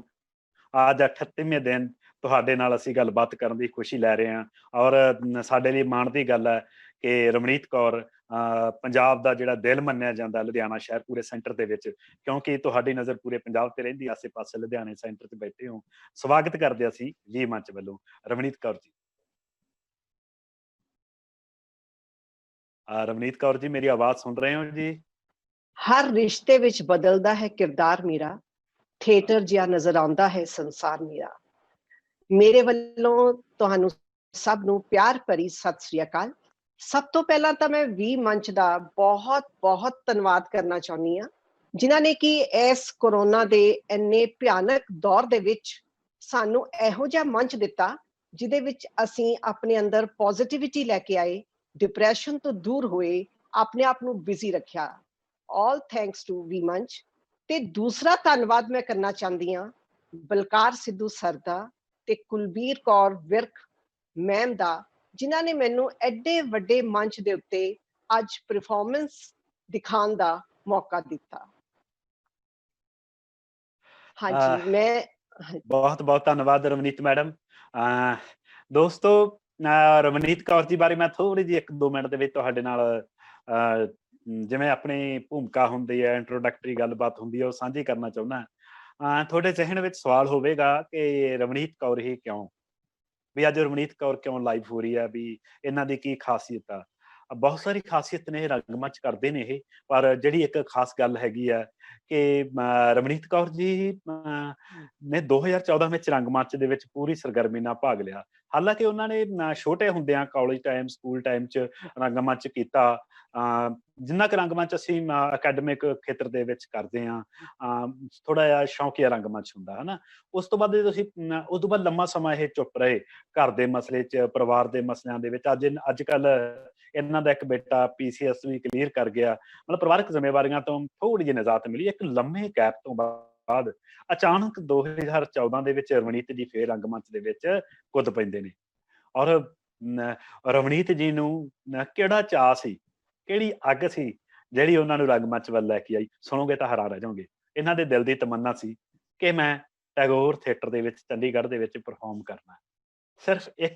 ਸਿਰਫ ਇੱਕ ਇਹ ਲਸਟ ਆ ਜਿਹੜੀ, ਇਹੀ ਇਹਨਾਂ ਨੂੰ ਰੰਗਮੰਚ ਦੀਆਂ ਨਵੀਆਂ ਬੁਲੰਦੀਆਂ ਤੇ ਨਵੇਂ ਦਸਾਬਿਆਂ ਵੱਲ ਲੈ ਗਈ ਕਿ ਮੈਂ ਟੈਗੋਰ ਥੀਏਟਰ ਦੇ ਵਿੱਚ ਰੰਗਮੰਚ ਕਰਨਾ। ਅਗਲੀ ਕਮਾਲ ਦੀ ਘਟਨਾ ਇਹ ਵਾਪਰਦੀ ਹੈ ਕਿ ਸਾਡੇ ਚੰਡੀਗੜ੍ਹ ਤੋਂ ਬਲਕਾਰ ਸਿੱਧੂ ਜੀ, ਸਾਡੇ ਡਾਇਰੈਕਟਰ ਨੇ, ਬਹੁਤ ਹੀ ਪਿਆਰੇ ਇਨਸਾਨ ਨੇ। ਉਹਨਾਂ ਨੇ ਇਹਨਾਂ ਨੂੰ ਤਰਾਸ਼ਿਆ, ਇਹਨਾਂ ਨੂੰ ਗਾਈਡੈਂਸ ਦਿੱਤੀ। ਅਨੀਤਾ ਸ਼ਬਦੀਸ਼ ਵਰਗੇ ਮਹਾਰਥੀ ਨਿਰਦੇਸ਼ਕਾ ਸਾਡੇ ਵੱਡੇ ਭੈਣ ਜੀ ਵੀ ਨੇ, ਦੀਦੀ ਵੀ ਕਹਿ ਦਿੰਦੇ ਅਸੀਂ ਉਹਨਾਂ ਨੂੰ। ਉਹਨਾਂ ਦੇ ਹੱਥ ਲੱਗ ਕੇ ਸੋਹਣੇ ਤੇ ਸੁਹਾਗੇ ਵਾਲੀ ਗੱਲ ਹੋ ਗਈ। ਔਰ ਜਨੂਨ ਦੇਖੋਗੇ ਕਿ ਬਲਕਾਰ ਸਿੱਧੂ ਜੀ ਨੇ ਇਹਨਾਂ ਨੂੰ ਕਿਹਾ ਕਿ ਕੁੜੀਏ ਭਾਈ, ਤੂੰ ਹੁਣ ਲੁਧਿਆਣੇ ਤੋਂ ਚੰਡੀਗੜ੍ਹ ਕਿਵੇਂ ਰਿਹਰਸਲਾਂ ਕਰਨ ਆਇਆ ਕਰੇਗੀ? ਇਹ ਕਹਿੰਦੇ ਮੈਂ ਲੁਧਿਆਣੇ ਤੋਂ ਰੋਜ਼ ਚੰਡੀਗੜ੍ਹ ਰਿਹਰਸਲਾਂ ਕਰਨ ਆਇਆ ਕਰੂੰਗੀ। ਤੇ ਉਹੀ ਗੱਲ ਵਾਪਰੀ। ਇਹਨਾਂ ਨੇ ਰੋਜ਼ ਲੁਧਿਆਣੇ ਤੁਰਨਾ, ਚੰਡੀਗੜ੍ਹ ਜਾਣਾ, ਮਿੱਥੇ ਸਮੇਂ ਤੇ ਰਿਹਰਸਲ ਦੇ ਤੋਂ ਅੱਧਾ ਘੰਟਾ ਪਹਿਲਾਂ ਪਹੁੰਚਣਾ। ਜਦੋਂ ਕਿ ਚੰਡੀਗੜ੍ਹ ਦੇ ਜਿਹੜੇ ਆਰਟਿਸਟ ਸਮੇਂ ਤੇ ਆਉਂਦੇ ਸੀ, ਇਹਨਾਂ ਨੇ ਅੱਧਾ ਘੰਟਾ ਜਾ ਕੇ ਬਲਕਾਰ ਸਿੱਧੂ ਹੋਰਾਂ ਦੇ ਦਰ ਤੇ ਬੈਲ ਮਾਰ ਦੇਣੀ ਕਿ ਮੈਂ ਪਹੁੰਚ ਗਈ, ਰਿਹਰਸਲ ਸ਼ੁਰੂ ਕਰੋ। ਰਿਹਰਸਲ ਕਰਕੇ ਵਾਪਸ ਫਿਰ ਚੰਡੀਗੜ੍ਹੋਂ ਲੁਧਿਆਣੇ ਨੂੰ ਇਹਨਾਂ ਨੇ ਤੁਰ ਪੈਣਾ। ਸੋ ਬਹੁਤ ਹੀ ਆਪਣੇ ਆਪ ਦੇ ਵਿੱਚ ਇੱਕ ਸਿਰੜ ਹੁੰਦਾ, ਇੱਕ ਜਨੂੰਨ ਹੁੰਦਾ। ਨਹੀਂ ਇੰਨੀ ਦੂਰ 2 ਘੰਟੇ ਦਾ ਆਰਾਮ ਨਾਲ 2-2.5 ਘੰਟੇ ਲੱਗ ਜਾਂਦੇ ਆ ਚੰਡੀਗੜ੍ਹ ਦੇ। ਤਾਂ ਉਹ ਸਿਰੜ ਆ ਜਿਹੜਾ, ਉਹ ਜਨੂੰਨ ਆ ਜਿਹੜਾ, ਉਹ ਇਹਨਾਂ ਦੇ ਹਿੱਸੇ ਆਇਆ। ਮੈਨੂੰ ਇਹਨਾਂ ਦੀ ਇਸ ਗੱਲ ਤੋਂ ਨਿਰਮਲ ਰਿਸ਼ੀ ਮੈਡਮ ਵੀ ਯਾਦ ਆ ਗਏ। ਰਵਨੀਤ ਮੈਡਮ ਸ਼ਾਇਦ ਤੁਹਾਨੂੰ ਯਾਦ ਹੋਏ, ਪਤਾ ਨਹੀਂ ਕਿ ਨਹੀਂ। ਨਿਰਮਲ ਰਿਸ਼ੀ ਬਹੁਤ ਵੱਡੇ ਪੰਜਾਬੀ ਹਾਂਜੀ, ਹਾਂਜੀ। ਫਿਲਮ ਤੇ ਰੰਗਮੰਚ ਦਾ ਵੱਡਾ ਨਾਮ ਹੈ। ਉਹਨਾਂ ਨਾਲ ਵੀ ਕੁਝ ਆਈ ਵਾਪਰਿਆ ਸੀਗਾ। ਉਹਨਾਂ ਦਾ ਵੀ ਜਨੂਨ ਇਹ ਸੀ ਕਿ ਤੁਸੀਂ ਚੰਡੀਗੜ੍ਹ ਨੂੰ ਚਲੇ ਜਾਂਦੇ ਸੀ, ਉਹ ਲੁਧਿਆਣੇ ਪਟਿਆਲੇ ਨੂੰ ਚਲੇ ਜਾਂਦੇ ਸੀ। ਮਤਲਬ ਉਹ ਵੀ ਲੁਧਿਆਣੇ ਸ਼ਹਿਰ ਦੇ ਵਾਸੀ ਸੀ। ਔਰ ਹਰਪਾਲ ਟਿਵਾਣਾ ਜੀ ਵੱਡਾ ਨਾਮ ਐਨਐਸਟੀ ਦੇ ਪਾਸ ਆਊਟ ਜਿਹੜੇ, ਉਹਨਾਂ ਕੋਲੇ ਪਟਿਆਲੇ ਰਿਹਰਸਲਾਂ ਕਰਨ ਜਾਂਦੇ ਸੀ ਔਰ ਸ਼ਾਮ ਨੂੰ ਵਾਪਸ ਆ ਜਾਂਦੇ ਸੀਗੇ। ਔਰ ਮੈਨੂੰ ਕਿਤੇ ਨਾ ਕਿਤੇ ਉਹਨਾਂ ਦੀ ਯਾਦ ਆ ਗਈ ਤੁਹਾਡੀ ਇਹ ਦੇਖ ਕੇ ਇਸ ਤਰ੍ਹਾਂ ਦਾ ਸਿਰੜ। ਸੋ ਰਵਨੀਤ ਜੀ, ਇਸ ਤੋਂ ਪਹਿਲਾਂ ਕਿ ਆਪਾਂ ਗੱਲਬਾਤ ਸ਼ੁਰੂ ਕਰੀਏ, ਕੁਝ ਬਹੁਤ ਹੀ ਪਿਆਰੇ ਸਾਥੀ ਸਾਡੇ ਨਾਲ ਜੁੜੇ ਨੇ। ਮੈਂ ਉਹਨਾਂ ਦਾ ਨਾਮ ਲੈਣਾ ਚਾਹਾਂਗਾ ਤਾਂ ਕਿ ਤੁਹਾਨੂੰ ਲੱਗੇ ਕਿ ਕਿੰਨੇ ਲੋਕ ਸਾਡੇ ਨਾਲ ਜੁੜੇ ਨੇ ਔਰ ਸਾਡੇ ਕੰਮ ਬਾਰੇ ਜਾਣਨਾ ਚਾਹੁੰਦੇ ਨੇ। ਕਰਮ ਕੰਗ ਜੀ ਕਹਿੰਦੇ ਭਾਈ ਮੰਨਾ ਸਿੰਘ ਦੇ ਨਾਟਕ ਦੇਖਦੇ ਹੁੰਦੇ ਸੀ ਦੂਰਦਰਸ਼ਨ ਤੇ। ਮੈਂ ਭਾਈ ਮੰਨਾ ਸਿੰਘ ਜੀ ਬਾਰੇ ਕਾਫੀ ਗੱਲਾਂ ਕੀਤੀਆਂ। ਸੋ ਸ਼ਬਦੀਸ਼ ਕੁਮਾਰ ਜੀ ਨੇ ਮੇਰੀ ਗੱਲ ਛਾਮੀ ਭਰੀ ਹੈ ਕਿ ਵਾਕਈ ਬਾਬਾ ਬੁੱਧ ਸਿੰਘ ਦਾ ਨਾਟਕ ਪਹਿਲਾਂ ਮੰਨਿਆ ਜਾਣਾ ਚਾਹੀਦਾ। ਔਰ ਉਹ ਨਾਟਕ ਵੀ ਚੰਦਰ ਹਰੀ ਸੀ। ਅਕੈਡਮਿਕ ਖੇਤਰ ਵਾਲਿਆਂ ਲਈ ਵੀ ਮੈਂ ਜਾਣਕਾਰੀ ਦੱਸ ਦੇਵਾਂ, ਪਰ ਕੁਝ ਉਸ ਸਮੇਂ ਜਿਹੀਆਂ ਘਟਨਾਵਾਂ ਵਾਪਰੀਆਂ ਕਿ ਦੁਲਹਨ ਜਾਂ ਸੁਹਾਗ ਨੂੰ ਪਹਿਲਾ ਨਾਟਕ ਮੰਨਿਆ ਗਿਆ। ਡਾਕਟਰ ਸੁਰੇਸ਼ ਮਹਿਤਾ ਜੀ ਕਹਿੰਦੇ ਪ੍ਰਵਾਸੀ ਪੰਜਾਬੀ ਨਾਟ ਰਚਨਾਵਾਂ ਬਾਰੇ ਖੂਬਸੂਰਤ ਜਾਣਕਾਰੀ ਦਿੱਤੀ। ਮੇਰਾ ਧੰਨਵਾਦ ਕਰ ਰਹੇ ਹਜੇ ਤਾਂ, ਫਿਰ ਤੁਹਾਡਾ ਵੀ ਕਰਨਗੇ। Thank you. ਬੋਬੀ ਸਿੱਧੂ ਜੀ, ਹਰੀਸ਼ ਖੁਰਾਣਾ ਜੀ, ਸਾਰੇ ਸਾਥੀ ਜੁੜ ਗਏ ਨੇ। ਪਰਮਿੰਦਰ ਪਾਲ ਜੀ, ਹੀਰਾ ਰੰਧਾਵਾ ਜੀ ਕੈਨੇਡਾ ਤੋਂ ਜੁੜੇ ਨੇ। ਕੁਲਵਿੰਦਰ ਖਹਿਰਾ ਜੀ ਦੇ ਬੋਲਾਂ ਦੀ ਤਾਰੀਫ ਕਰ ਰਹੇ ਨੇ, ਬਹੁਤ ਖੂਬਸੂਰਤ ਬੋਲੇ। ਸ਼ਬਦੀਸ਼ ਜੀ ਕਹਿ ਰਹੇ ਨੇ ਕਿ ਕੁਲਵਿੰਦਰ ਖਹਿਰਾ ਸਾਡੇ ਨਾਟਕ ਸੁਲਗ ਦੇ ਸੁਪਨੇ, ਗਦਰ ਦਾ ਜੀਵਨ ਸਿੰਘ ਸਨ। ਰਿਹਰਸਲ ਦੇ ਦਿਨ ਯਾਦ ਆ ਰਹੇ ਨੇ। ਸ਼ਬਦੀਸ਼ ਜੀ ਨੂੰ ਉਹ ਦਿਨ ਯਾਦ ਆ ਰਹੇ, ਸੁਲਗ ਦੇ ਸੁਪਨੇ ਨਾਟਕ ਦੀ ਪੇਸ਼ਕਾਰੀ ਦੀਆਂ ਰਿਹਰਸਲਾਂ। ਲੱਖਾ ਲਾਰੀ ਜੀ ਨੇ ਵੀ ਮੰਚ ਨੂੰ ਵਧਾਈਆਂ ਦਿੱਤੀਆਂ ਨੇ। ਪਰਮਿੰਦਰ ਪਾਲ ਜੀ ਕਹਿ ਰਹੇ ਨੇ ਬਹੁਤ ਖੂਬਸੂਰਤ ਬੋਲ ਨੇ। ਸਾਡੇ ਪ੍ਰਵਾਸੀ ਰੰਗਕਰਮੀ ਬਲਜਿੰਦਰ ਸਿੰਘ ਲੇਲਣਾ ਵਧਾਈਆਂ ਦੇ ਰਹੇ ਨੇ ਖਹਿਰਾ ਸਾਹਿਬ ਨੂੰ। ਹਰਮੀਤ ਜੀ ਕਹਿ ਰਹੇ ਨੇ ਬਹੁਤ ਖੂਬਸੂਰਤ ਵਿਚਾਰ ਦਿੱਤੇ, ਖਹਿਰਾ ਸਾਹਿਬ ਵੀ ਮੰਚ ਵਧਾਈ ਦਾ ਪਾਤਰ ਹੈ। ਅਦੀਪ ਜੀ ਕਹਿ ਰਹੇ ਨੇ ਸਾਡੇ ਬਹੁਤ ਹੀ ਲਗਾਤਾਰ ਰੋਜ਼ ਜੁੜਦੇ ਨੇ ਚੰਦਰਦੀਪ ਜੀ। ਜਗਦੀਪ ਨੇ ਕੈਨੇਡਾ ਦੇ ਰੰਗਮੰਚ ਦੀਆਂ ਚੁਣੌਤੀਆਂ ਬਾਰੇ ਭਾਵਪੂਰਤ ਚਰਚਾ ਕੀਤੀ ਸੀ ਪੰਜਾਬੀ ਯੂਨੀਵਰਸਿਟੀ ਪਟਿਆਲਾ ਵਿਖੇ ਹੋਈ ਨਾਟਕ ਕਾਨਫਰੰਸ ਵਿੱਚ। ਕੁਲਵਿੰਦਰ ਜੀ ਸੂਝਵਾਨ ਦਰਸ਼ਕ ਦੇ ਤੌਰ ਤੇ ਇਸ ਮੰਚ ਤੇ ਭਰਵੀਂ ਹਾਜ਼ਰੀ ਲਵਾ ਰਹੇ ਨੇ। Thank you. ਮੈਨੂੰ ਨਹੀਂ ਸੀ ਪਤਾ ਆਪਣਾ ਦੀਪ ਜੀ ਤੁਸੀਂ ਉਸ ਜਿਹੜੀ ਮੈਂ ਪੇਪਰ ਪੜ੍ਹਿਆ ਕਿਤੇ ਉੱਥੇ ਹੋਵੋਗੇ ਤੁਸੀਂ। ਥੈਂਕ ਯੂ ਤੁਹਾਨੂੰ ਯਾਦ ਰੱਖਣ ਲਈ ਮੈਨੂੰ ਤੁਹਾਡਾ। ਇੰਦਰਜੀਤ ਸਿੰਘ ਭਾਟੀਆ ਨਾਟਕ ਤੇ ਜ਼ਿੰਦਗੀ ਬਾਰੇ ਬਹੁਤ ਖੂਬਸੂਰਤ ਦੱਸ ਰਹੇ ਹੋ ਕੁਲਵਿੰਦਰ ਜੀ। ਬਲਕਾਰ ਸਿੱਧੂ ਜੀ, ਰਵਨੀਤ ਮੈਡਮ ਸਿੱਧੂ ਸਾਹਿਬ ਵੀ ਜੁਆਇਨ ਕਰ ਗਏ ਨੇ ਔਰ ਉਹਨਾਂ ਦਾ ਕਮੈਂਟ ਆਇਆ ਬਹੁਤ ਖੂਬਸੂਰਤ ਸੁਨਹਿਰੀ ਬੋਲ ਸਾਂਝੇ ਕੀਤੇ ਤੁਸੀਂ ਕੁਲਵਿੰਦਰ ਖਹਿਰਾ ਜੀ, ਉਹ ਮੁਬਾਰਕਾਂ। ਡਾਕਟਰ ਸੁਰੇਸ਼ ਮਹਿਤਾ ਜੀ ਸਾਰੇ ਸੁਨਹਿਰੀ ਬੋਲਾਂ ਬਾਰੇ ਗੜੀਆਂ ਖੂਬਸੂਰਤ ਗੱਲਾਂ ਕਰ ਰਹੇ ਨੇ। ਹਰਵਿੰਦਰ ਕੌਰ ਬਬਲੀ ਜੀ ਸਾਡੇ ਨਾਲ ਜੁੜੇ ਹੋਏ ਨੇ, ਸ਼ੁਕਰੀਆ ਜੀ। ਸੁਸ਼ਮਾ ਗਾਂਧੀ, ਡਾਕਟਰ ਦਵਿੰਦਰ ਕੁਮਾਰ ਸਾਡੇ ਨਾਟਕਕਾਰ ਨੇ ਜੁੜੇ ਹੋਏ ਨੇ। Kulwinder Khaira has A deep and pervasive influence on theatre practice. Well said, Kulwinder Khera. Thanks, Bohemians. Thank you, Dr. Saab. Jaspal Dhillon ji ਬਹੁਤ ਵਧੀਆ ਸੁਨੇਹਾ ਕੁਲਵਿੰਦਰ ਜੀ। ਹਰਦੀਪ ਸਿੰਘ ਬਾਗੂ, ਕੁਲਵਿੰਦਰ ਖਹਿਰਾ, ਸੁਖਵਿੰਦਰ ਕੌਰ, ਇੰਦਰਜੀਤ ਭਾਟੀਆ, ਸੁਸ਼ਮਾ ਗਾਂਧੀ, ਅਨੇਕਾਂ ਦੋਸਤ ਸਾਡੇ। ਰਵਨੀਤ ਜੀ, ਹਰਮੀਤ ਸਿੰਘ ਜੀ ਨੇ ਤੁਹਾਨੂੰ ਜੀ ਆਇਆਂ ਆਖਿਆ। ਰਵਿੰਦਰ ਕੁਮਾਰ ਜੀ ਮੇਰੀ ਤਾਰੀਫ ਕਰ ਰਹੇ ਨੇ, ਥੈਂਕ ਯੂ ਸਰ। ਸੁਖਵਿੰਦਰ ਜੀ, ਬੌਬੀ ਸਿੱਧੂ, ਸੁਰੇਸ਼ ਮਹਿਤਾ, ਸੁਖਵਿੰਦਰ ਕੌਰ, ਗਨੀਤਾ ਬਿੰਦਰਾ, ਸਟਾਲਨਜੀਤ ਬਰਾੜ ਸਾਡਾ ਦੋਸਤ ਰੰਗਕਰਮੀ। ਹਰਮੀਤ ਮੈਡਮ ਜੀ ਤੁਹਾਡਾ ਸਵਾਗਤ ਕਰ ਰਿਹਾ। ਸਟਾਲਨ ਜੀ, ਕਰਮ ਕੰਗ ਜੀ, ਸੁਸ਼ਮਾ ਜੀ, ਇੰਦਰਜੀਤ ਗੋਲਡੀ, ਨੀਤੂ, ਰਵਨੀਤ ਮਢੋਕ, ਬਹੁਤ ਸਾਰੇ ਸਾਥੀ ਜੁੜੇ ਨੇ। ਗਨੀਤਾ ਬਿੰਦਰਾ, ਰਵਨੀਤ ਮਧੋਕ, ਅਨੇਕਾਂ ਕਈ ਸਾਥੀ ਦੁਆਰਾ ਵੀ ਮਤਲਬ ਟਿੱਪਣੀਆਂ ਕਰ ਰਹੇ ਆ, ਰਿਪੀਟ ਕਰ ਰਹੇ ਨੇ। ਸੋ ਸਾਰੇ ਹਾਂਜੀ। ਹੁਣ ਆਪਾਂ ਅਨੀਤਾ ਸ਼ਬਦੀਸ਼ ਜੀ ਵੀ ਜੁੜ ਪਏ ਨੇ। ਤੋ ਆਪਾਂ ਅੱਗੇ ਗੱਲ ਚਲਾਉਂਦੇ ਆ। ਅੱਜ ਥੋੜੀ ਜਿਹੀ ਗੱਲਬਾਤ ਤੁਹਾਡੇ ਨਾਲ ਵੀ ਕਰਦੇ ਹਾਂ, ਫਿਰ ਉਦੋਂ ਬਾਅਦ ਆਪਾਂ ਅੱਗੇ ਚੱਲਾਂਗੇ। ਰਵਨੀਤ ਜੀ, ਤੁਹਾਡੇ ਬਾਰੇ ਜਿਵੇਂ ਕਿ ਮੈਂ ਆਪਣੇ ਸਾਥੀਆਂ ਨੂੰ ਦੱਸਿਆ, ਥੋੜੀ ਜਿਹੀ ਆਪਦੀ 1-2 ਮਿੰਟ ਦੇ ਵਿੱਚ ਸ਼ੁਰੂਆਤ ਦੱਸੋ। ਸਕੂਲੀ ਜੀਵਨ ਦੇ ਵਿੱਚ ਕਿਵੇਂ ਹੋਈ, ਰੰਗਮੰਚ ਵੱਲ ਕਿਵੇਂ ਜੁੜਿਆ, ਔਰ ਕਾਲਜ ਜ਼ਿੰਦਗੀ ਦੇ ਵਿੱਚ ਕਿਸ ਤਰ੍ਹਾਂ ਦਾ ਥੀਏਟਰ ਕੀਤਾ। ਇੱਕ ਪੰਛੀ ਝਾਤ ਆਪਾਂ ਪਾਉਂਦੇ ਹਾਂ ਤਾਂ ਕਿ ਉਸ ਤੋਂ ਬਾਅਦ ਤੁਹਾਡੇ ਅਗਲੇ ਪੜਾਅ ਬਾਰੇ 2014 ਤੋਂ ਜਿਹੜਾ ਬਾਅਦ ਚ ਰੰਗਮੰਚ ਚੱਲਦਾ ਹੈ ਉਹਦੇ ਬਾਰੇ ਗੱਲਬਾਤ ਕਰਾਂਗੇ। ਹਾਂਜੀ, ਮੈਂ ਨੰਗਲ ਦੇ ਇੱਕ ਬਹੁਤ ਖੂਬਸੂਰਤ ਸ਼ਹਿਰ ਹੈ ਨੰਗਲ, ਮੈਂ ਉੱਥੋਂ ਦੀ ਜੰਪਲ। ਮੇਰੀ ਸਕੂਲਿੰਗ ਨੰਗਲ ਤੋਂ ਹੋਈ ਤੇ ਸਕੂਲ ਦੇ ਵਿੱਚ 3rd ਕਲਾਸ ਤੋਂ ਮੈਂ ਪਲੇ ਸ਼ੁਰੂ ਕੀਤੇ ਸੀਗੇ। ਡਾਂਸ ਕਰਨਾ, ਪਲੇ ਕਰਨਾ ਮੇਰੀ ਹੌਬੀ ਸੀਗੀ। ਫਿਰ ਉਸ ਤੋਂ ਬਾਅਦ ਕਾਲਜ ਦੇ ਵਿੱਚ ਮੈਂ ਬਹੁਤ ਸਾਰੇ ਪਲੇਸ ਕੀਤੇ। ਮੈਨੂੰ ਕਾਲਜ ਕਲਰ ਵੀ ਮਿਲਿਆ, ਬੈਸਟ ਐਕਟਰਸ ਦਾ ਅਵਾਰਡ ਵੀ ਮਿਲਿਆ। मैं BSc ਮੈਡੀਕਲ ਕੀਤੀ ਹੈ ਜੀ ਗੁਰੂ ਗੋਬਿੰਦ ਸਿੰਘ ਕਾਲਜ ਚੰਡੀਗੜ੍ਹ ਤੋਂ, B.Ed ਕੀਤੀ ਹੈ ਦੇਵ ਸਮਾਜ ਕਾਲਜ ਅੰਬਾਲਾ ਤੋਂ। ਮੈਂ 3rd ਕਲਾਸ ਤੋਂ ਸਕੂਲ ਦੇ ਵਿੱਚ ਪਲੇ ਕਰਨੇ ਸ਼ੁਰੂ ਕੀਤੇ, 10 ਤੱਕ ਮੈਂ ਪਲੇ ਕਰਦੀ ਗਈ। ਉਸ ਤੋਂ ਬਾਅਦ ਜਦੋਂ ਮੈਂ ਕਾਲਜ ਵਿੱਚ ਆ ਗਈ ਤੇ ਫਿਰ ਸਾਇੰਸ ਸੀਗੀ, ਥੋੜਾ ਮੈਨੂੰ ਮੁਸ਼ਕਿਲ ਤਾਂ ਆਂਦਾ ਸੀਗਾ, ਪਰ ਮੈਂ ਰਿਹਰਸਲਸ ਆਪਣੀਆਂ ਪ੍ਰੋਪਰ ਕਰਦੀ ਸੀ। ਤਾਂ ਹੀ ਤਾਂ ਫਿਰ ਜ਼ੋਨਲ ਦੇ ਵਿੱਚ, ਯੂਥ ਫੈਸਟੀਵਲਸ ਦੇ ਵਿੱਚ ਮੈਂ ਬਹੁਤ ਹਿੱਸਾ ਲਿਆ ਤੇ ਬਸ ਕਾਲਜ ਕਲਰ ਵਗੈਰਾ ਮੈਂ ਬਹੁਤ ਜ਼ਿਆਦਾ ਵਿਨ ਕੀਤੇ। ਮਤਲਬ ਮੈਨੂੰ ਸ਼ੁਰੂ ਤੋਂ ਜਨੂਨ ਸੀਗਾ ਇੱਕ ਐਕਟਿੰਗ ਦਾ, ਔਰ ਮੈਂ ਜਦੋਂ ਵੀ ਟੈਗੋਰ ਥੀਏਟਰ ਦੇ ਅੱਗੋਂ ਨਿਕਲਦੀ ਸੀਗੀ, ਮੇਰੇ ਮਨ 'ਚ ਹਮੇਸ਼ਾ ਇਹ ਪ੍ਰਸ਼ਨ ਆਉਂਦਾ ਸੀ ਕਿ ਕਦੀ ਮੈਂ ਟੈਗੋਰ ਥੀਏਟਰ ਵਿੱਚ ਮੈਂ ਸਟੇਜ ਤੇ ਪਹੁੰਚ ਪਾਵਾਂਗੀ। ਪਰ ਮੈਨੂੰ ਇਹ ਨਹੀਂ ਸੀ ਪਤਾ ਵੀ ਮੈਂ ਕਦੋਂ ਪਹੁੰਚਾਂਗੀ, ਕਿਉਂਕਿ ਮੈਂ ਇੱਕ ਗੱਲ ਤੁਹਾਨੂੰ ਜਗਦੀਪ ਜੀ ਦੱਸਣਾ ਚਾਹੁੰਦੀ ਹਾਂ ਕਿ ਮੈਂ ਰੱਬ ਤੇ ਮਿਹਨਤ ਤੇ ਬਹੁਤ ਜ਼ਿਆਦਾ ਵਿਸ਼ਵਾਸ ਕਰਦੀ ਹਾਂ।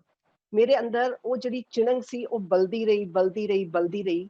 ਆਫਟਰ ਮੈਰਿਜ ਮੈਨੂੰ ਲੱਗਿਆ ਵੀ ਹੁਣ ਇਹ ਸਭ ਕੁਝ ਖਤਮ ਹੈ, ਹੁਣ ਮੈਂ ਨਹੀਂ ਕੁਝ ਕਰ ਪਾਵਾਂਗੀ। ਪਰ ਮੈਂ ਲੁਧਿਆਣੇ ਦੇ ਵਿੱਚ ਗਾਇਤਰੀ ਲੇਡੀਜ਼ ਕਲੱਬ ਹੈਗਾ, ਮੈਂ ਉਹ ਜੁਆਇਨ ਕੀਤਾ। ਉਹ ਕਲੱਬ ਦੇ ਵਿੱਚ ਇਸ ਤਰ੍ਹਾਂ ਦਾ ਪਲੇਟਫਾਰਮ ਹੈਗਾ ਲੇਡੀਜ਼ ਲਈ, ਹੋਮ ਮੇਕਰਸ ਦੇ ਲਈ, ਵੀ ਘਰੋਂ ਨਿਕਲ ਕੇ ਉਹਨਾਂ ਦੇ ਵਿੱਚ ਕੌਨਫੀਡੈਂਸ ਕਿਵੇਂ ਬਿਲਡ ਕੀਤਾ ਜਾਵੇ। ਮੈਂ ਉਹ ਕਲੱਬ ਜੁਆਇਨ ਕੀਤਾ, ਉੱਥੇ ਆ ਕੇ ਮੈਂ ਦਿਲ ਦੀ ਆਪਣੀ ਸਾਰੀ ਪੜਾਸ ਕੱਢ ਦਿੱਤੀ। ਮੈਂ ਡਾਂਸ ਵੀ ਕੀਤੇ, ਮੈਂ ਸਾਰੀ ਕੰਪੀਟੀਸ਼ਨ 'ਚ ਵੀ ਹਿੱਸਾ ਲਿਆ, ਮੈਂ ਕੁਕਿੰਗ ਕੰਪੀਟੀਸ਼ਨ ਵੀ ਕੀਤੇ, ਮੈਂ ਇੰਨੇ ਕੁ ਪਲੇਸ ਕਰ ਲਏ ਕਿ ਮੈਂ ਬਹੁਤ ਜ਼ਿਆਦਾ ਨਿਖਰ ਗਈ ਔਰ ਮੈਨੂੰ ਬਹੁਤ ਹੀ ਅੱਛਾ ਪਲੇਟਫਾਰਮ ਮਿਲਿਆ। ਫਿਰ ਜਦੋਂ ਮੇਰੇ ਬੱਚੇ ਵੱਡੇ ਹੋ ਗਏ, ਮੇਰੇ ਟਵਿਨਸ ਨੇ ਜੀ, ਇੱਕ ਬੇਟਾ ਜਦੋਂ ਪੈਕ ਵਿੱਚ ਚਲਾ ਗਿਆ, ਦੂਸਰੇ ਨੇ 5 ਈਅਰ ਆਨਰਸ ਲਾਅ ਚੰਡੀਗੜ੍ਹ ਤੋਂ ਕੀਤੀ, ਫਿਰ ਸੇਂਟ ਜ਼ੇਵੀਅਰ ਬੰਬੇ ਤੋਂ MA ਕਰਕੇ ਆਇਆ, ਉਹ ਮਾਸਟਰਸ ਇਨ ਪਬਲਿਕ ਪਾਲਿਸੀ। ਜਦੋਂ ਬੱਚੇ ਵੱਡੇ ਹੋ ਗਏ ਤਾਂ ਉਹਨਾਂ ਨੂੰ ਸਮਝ ਆਈ ਕਿ ਥੀਏਟਰ ਕੀ ਹੁੰਦਾ ਹੈ। ਪਹਿਲਾਂ ਤਾਂ ਮੇਰੇ ਨਾਲ ਘਰ ਦੇ ਵਿੱਚ ਕਈ ਵਾਰੀ ਲੜ ਪੈਂਦੇ ਸੀ, ਬੱਚੇ ਸੀ ਨਾ, ਜਦੋਂ 6th 7th ਵਿੱਚ ਮੈਂ ਪਲੇ ਕਰਦੀ ਸੀਗੀ ਤੇ ਕਹਿੰਦੇ ਸੀ ਮੰਮੀ ਕੀ ਕਰਦੇ ਹੋ ਤੁਸੀਂ, ਤੁਹਾਡੀਆਂ ਫੋਟੋਗ੍ਰਾਫਸ ਅਖਬਾਰਾਂ ਦੇ ਵਿੱਚ ਕਿਉਂ ਆਉਂਦੀਆਂ ਨੇ, ਸਾਨੂੰ ਚੰਗਾ ਨਹੀਂ ਲੱਗਦਾ। ਪਰ ਜਦੋਂ ਇਹ ਵੱਡੇ ਹੋ ਗਏ ਫਿਰ ਇਹਨਾਂ ਨੂੰ ਥੀਏਟਰ ਦਾ ਪਤਾ ਲੱਗਿਆ, ਕਿਉਂਕਿ ਪੈਕ ਦੇ ਵਿੱਚ ਬਹੁਤ ਥੀਏਟਰ ਹੁੰਦਾ ਸੀਗਾ, ਬਹੁਤ ਜ਼ਿਆਦਾ ਪਲੇਸ ਹੁੰਦੇ ਸੀ ਪੈਕ ਵਿੱਚ। ਤਾਂ ਫਿਰ ਇਹਨਾਂ ਬੱਚਿਆਂ ਨੇ ਮੈਨੂੰ ਇਹਨਾਂ ਨੇ ਥੀਏਟਰ 'ਚ ਭੇਜਿਆ। ਪਰ ਮੈਂ ਤੁਹਾਨੂੰ ਇੱਕ ਗੱਲ ਜ਼ਰੂਰ ਕਹਿਣਾ ਚਾਹਾਂਗੀ ਕਿ ਅਸੀਂ ਸਾਰੇ ਲੋਕੀ ਸਮਝਦੇ ਹਾਂ ਕਿ ਇੱਕ ਕਾਮਯਾਬ ਮਰਦ ਦੇ ਪਿੱਛੇ ਇੱਕ ਔਰਤ ਦਾ ਹੱਥ ਹੁੰਦਾ ਹੈ, ਲੇਕਿਨ ਮੇਰੀ ਕਹਾਣੀ ਦੇ ਵਿੱਚ ਇੱਕ ਕਾਮਯਾਬ ਔਰਤ ਦੇ ਪਿੱਛੇ ਇੱਕ ਸਮਝਦਾਰ ਮਰਦ ਦਾ ਹੱਥ ਹੈ। ਵਾਹ, ਬਹੁਤ ਖੂਬ। ਔਰ ਇਹ ਤੁਸੀਂ ਬਹੁਤ ਹੀ ਖੂਬਸੂਰਤ ਗੱਲ ਕੀਤੀ ਰਵਨੀਤ ਜੀ। ਇਹ ਇੱਕ ਯੂ ਟਰਨ ਵੱਜੀ ਆ, ਹਨਾ ਵੀ ਇੱਕ ਸਮਝਦਾਰ ਮਰਦ ਦਾ, ਮਤਲਬ ਇਹ ਇੱਕ ਆਪਣੇ ਆਪ ਦੇ ਵਿੱਚ ਇਨਵਾਈਟਡ ਕੌਮੇ ਵਾਲੀ ਗੱਲ ਆ ਵੀ ਜੇ ਤੁਸੀਂ ਅੱਗੇ ਵਧਣਾ, ਬਹੁਤ ਸਾਰੇ ਉਹਦੇ ਲਈ ਤੁਹਾਨੂੰ ਇਕੱਲਾ ਜਨੂੰਨ ਹੀ ਨਹੀਂ ਹੁੰਦਾ, ਤੁਹਾਨੂੰ ਸਮਝਦਾਰੀ ਨਾਲ ਵੀ ਅੱਗੇ ਵਧਣਾ ਪੈਂਦਾ। ਤੁਸੀਂ ਜ਼ਿਕਰ ਕੀਤਾ ਕਿ ਕੁਝ ਤੁਸੀਂ ਸੋਸ਼ਲ ਸੰਸਥਾਵਾਂ ਨਾਲ, ਲੇਡੀਜ਼ ਕਲੱਬ ਨਾਲ ਜੁੜੇ ਰਹੇ ਹੋ। ਉਹਨਾਂ ਦੇ ਰਾਹੀਂ ਤੁਸੀਂ ਆਪਣੀਆਂ ਸਾਰੀਆਂ ਜਿਹੜੀਆਂ ਸੰਭਾਵਨਾਵਾਂ ਸੀ, ਆਪਣੀਆਂ ਕਲਾਵਾਂ ਸੀ, ਉਹਨਾਂ ਨੂੰ ਤੁਸੀਂ ਵਿਅਕਤ ਕੀਤਾ, ਪ੍ਰਗਟ ਕੀਤਾ। ਇਸ ਤੋਂ ਇਲਾਵਾ ਤੁਸੀਂ ਥੋੜਾ ਬਹੁਤ ਕੰਮ ਆ ਜਿਹੜਾ ਨੁੱਕੜ ਨਾਟਕਾਂ ਰਾਹੀਂ ਵੀ ਕਰਦੇ ਰਹੇ ਹੋ, ਔਰ ਜ਼ਿਆਦਾਤਰ ਰਵਨੀਤ ਜੀ ਦਾ ਕੰਮ ਸੋਸ਼ਲ ਸੰਸਥਾਵਾਂ, ਸਮਾਜਿਕ ਸੰਸਥਾਵਾਂ ਨਾਲ ਜੁੜਿਆ ਹੋਇਆ ਹੈ। ਰਵਨੀਤ ਜੀ, ਮੇਰਾ ਸਵਾਲ ਇਹ ਆ ਕਿ ਤੁਸੀਂ ਕਿੰਨਾ ਲੋਕਾਂ 'ਚ ਜਾਂ ਕਿਹੜੇ ਪਲੇਟਫਾਰਮ ਤੇ, ਕਿਹੜੀਆਂ ਸਟੇਜਾਂ ਤੇ ਕੰਮ ਕਰਦੇ ਸੀਗੇ ਸਮਾਜਿਕ ਬੁਰਾਈਆਂ ਬਾਰੇ, ਜੋ ਤੁਸੀਂ ਚੇਤਨ ਕਰਨ ਦਾ ਆਪਣਾ ਕੰਮ ਕਰਦੇ ਰੰਗਮੰਚ ਰਾਹੀਂ ਜਾਂ ਕਲਾ ਦੀ ਕਿਸੇ ਹੋਰ ਵਿਧਾ ਰਾਹੀਂ, ਉੱਥੇ ਕਿਸ ਤਰ੍ਹਾਂ ਦੀ ਆਡੀਅנס ਸੀ ਔਰ ਕੀ ਉਸ ਚੀਜ਼ ਦਾ ਪ੍ਰਭਾਵ ਪੈਂਦਾ ਸੀਗਾ, ਕੋਈ ਆਊਟਪੁੱਟ ਆਉਂਦੀ ਸੀ ਉਹਦੀ, ਜੇ ਆਉਂਦੀ ਸੀ ਕਿਸ ਤਰ੍ਹਾਂ ਦੀ, ਜੇ ਨਹੀਂ ਆਉਂਦੀ ਤਾਂ ਕਿਹੜੀਆਂ ਸੰਭਾਵਨਾਵਾਂ ਨੇ, ਅਸੀਂ ਕਲਾ ਰਾਹੀਂ ਕਿਵੇਂ ਇਸ ਚੀਜ਼ ਨੂੰ ਸੁਧਾਰ ਲਿਆ ਸਕਦੇ ਆ? ਕਿਉਂਕਿ ਸਾਡਾ ਬਹੁਤ ਸਾਰਾ ਰੰਗਮੰਚ ਆ ਜਿਹੜਾ, ਬਹੁਤ ਸਾਰੇ ਰੰਗਕਰਮੀ ਨੇ, ਉਹਨਾਂ ਦਾ ਇੱਕ ਮੁੱਢਲਾ ਉਦੇਸ਼ ਤਾਂ ਇਹੀ ਹੈ ਕਿ ਸਮਾਜ ਦੇ ਵਿੱਚ ਜਾਂ ਉਹਦੀਆਂ ਜਿਹੜੀਆਂ ਗਲਤ ਕਦਰਾਂ ਕੀਮਤਾਂ ਨੇ ਉਹਨਾਂ ਦੇ ਵਿਰੁੱਧ ਬੋਲਿਆ ਜਾਵੇ। ਕੁਝ ਲੋਕ ਕਲਾਤਮਕ ਤਰੀਕੇ ਨਾਲ ਬੋਲਦੇ ਆ, ਕੁਝ ਲੋਕ ਸਿੱਧੇ ਤਰੀਕੇ ਨਾਲ ਬੋਲਦੇ ਆ। ਔਰ ਤੁਹਾਡੇ ਕਿਸ ਤਰ੍ਹਾਂ ਦੇ ਅਨੁਭਵ ਰਹੇ ਵੀ ਇਹ ਤੁਹਾਡੀ ਪਹੁੰਚ ਸੀ ਜਿਹੜੀ, ਉਸ ਕਿੰਨੀ ਕੁ ਲੋਕਾਂ ਤੱਕ ਇਫੈਕਟ ਕੀਤਾ ਉਸਨੇ, ਔਰ ਤੁਹਾਨੂੰ ਲੱਗਦਾ ਇਹਦੇ ਬਾਰੇ ਥੋੜੀ ਜਿਹੀ ਮੈਂ ਤੁਹਾਡੇ ਵਿਚਾਰ ਜਾਣਨੇ ਚਾਹੁੰਦਾ। ਹਾਂਜੀ, ਇਸ ਤਰ੍ਹਾਂ ਹੈਗਾ ਕਿ ਸਭ ਤੋਂ ਪਹਿਲਾਂ ਜਿਹੜਾ ਮੈਂ ਅਵੇਅਰਨੈਸ ਲਿਆਂਦੀ, ਉਹ ਮੈਂ ਲਿਆਂਦੀ ਲੜਕੀਆਂ ਨੂੰ ਨਾ ਮਾਰੋ, ਵਿਮਨ ਫਿਟੀਸਾਈਡ ਦੇ ਉੱਤੇ।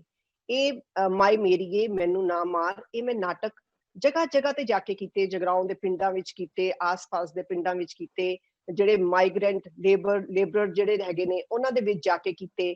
ਤੇ ਫਿਰ ਮੈਂ ਕਈ ਨਾਟਕ ਮੈਂ ਕੀਤੇ ਬਿਰਧ ਆਸ਼ਰਮਾਂ ਦੇ ਵਿੱਚ ਜਾ ਕੇ।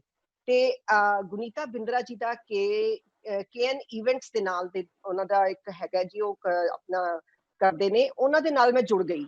ਜਦੋਂ ਮੈਂ ਉਹਨਾਂ ਦੇ ਨਾਲ ਜੁੜੀ, ਕਿਉਂਕਿ ਜਦੋਂ ਆਪਾਂ ਇਹ ਸੰਸਥਾਵਾਂ ਦੇ ਵਿੱਚ ਜਾਂਦੇ ਆ ਨਾ, ਤੇ ਸਾਨੂੰ ਨੁੱਕੜ ਨਾਟਕ ਕਰ ਲਏ, ਕੁਝ ਕਰ ਲਏ, ਲੋਕੀ ਦੇਖਦੇ ਨੇ, ਚਾਹੇ 10 ਬੰਦੇ ਹੀ ਹੁੰਦੇ ਸੀਗੇ, ਪਰ ਮੈਂ ਜ਼ਰੂਰ ਕਰਦੀ ਸੀ। ਕਿਸੇ ਨਾ ਕਿਸੇ ਦੇ ਕੰਨ ਵਿੱਚ ਤਾਂ ਮੇਰੀ ਆਵਾਜ਼ ਜ਼ਰੂਰ ਪਏਗੀ ਨਾ ਕਿਸ ਵੇਲੇ, ਠੀਕ ਹੈ। ਫਿਰ ਮੈਂ ਇਹ ਇਵੈਂਟਸ ਦੇ ਨਾਲ ਜਿਹੜੇ ਇਵੈਂਟ ਆਰਗੇਨਾਈਜ਼ਰਸ ਹੁੰਦੇ ਨੇ, ਮੈਂ ਉਹਨਾਂ ਦੇ ਨਾਲ ਜੁੜੀ, ਕਿਉਂਕਿ ਸਾਨੂੰ ਜਦੋਂ ਅਸੀਂ ਸੋਸ਼ਲ ਵਰਕ ਕਰਦੇ ਹਾਂ ਤੇ ਸਾਨੂੰ ਪੈਸੇ ਦੀ ਜ਼ਰੂਰਤ ਵੀ ਪੈਂਦੀ ਹੈ।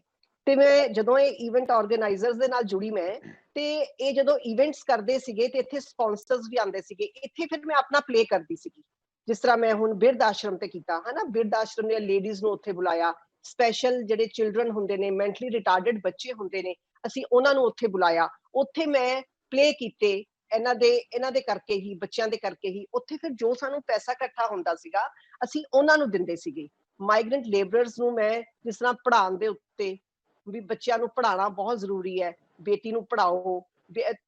ਮੈਂ ਤੁਹਾਨੂੰ ਇੱਕ ਸ਼ੇਅਰ ਕਰਨਾ ਚਾਹਾਂਗੀ ਕਿ ਮੇਰੇ ਘਰ ਇੱਕ ਲੜਕੀ ਕੰਮ ਕਰਦੀ ਸੀਗੀ, वो मैंने कहती कि आंटी ऐसे ही होता है ना कि हमारे तो मार तो खानी पड़ती है। मैंने कहा बेटा मार क्यों खानी पड़ती है, हमने मार नहीं खानी है, ठीक है। मेरे बच्चे छोटे छोटे सीगे तो साडे घर काम करदी सी, मैं उन्होंने सारा काम सिखाया, ईवन कि बैड कवर किवें विछना, सीधा होना चाहिए, टेबल सीधा होना चाहिए, चेयर सीधी होनी चाहिए है। जदों ओदी मैरिज होके वो गई ते ओदी मदर इन लॉ ने मैनू फोन किया, कहंदा जी मन गए इस बच्ची नू भी इस कुड़ी ने इन्ना सोहना घर संभालिया, ते उन्हें आके यही कहा कि मैं उस घर तो आई हाँ, ते मैनू उन्होंने ही सारा काम समझाया। मैं इस तरह निक्के निक्के निक्के निक्के काम जी अपने जारी रखे ने, कदी ते किसे तक मेरी आवाज जरूर पहुंचेगी। ये लॉकडाउन दे विच भी मैं अपनियां 5 वीडियोज बनाईयां। सब तो पहली बनाई मैं कुदरत बोल पई, सैकेंड बनाई मैं अपना रेप दे उत्ते, थर्ड मैं बनाई जी मैं भारत का मजदूर, चौथी मैं बनाई कि फौजियां दे उत्ते जिहड़े फौजी साडी रक्षा करदे ने, उन्हां दे लई जदों शहीद हुंदे ने ते सरकारां की करदियां ने, कुछ नहीं करदियां ना।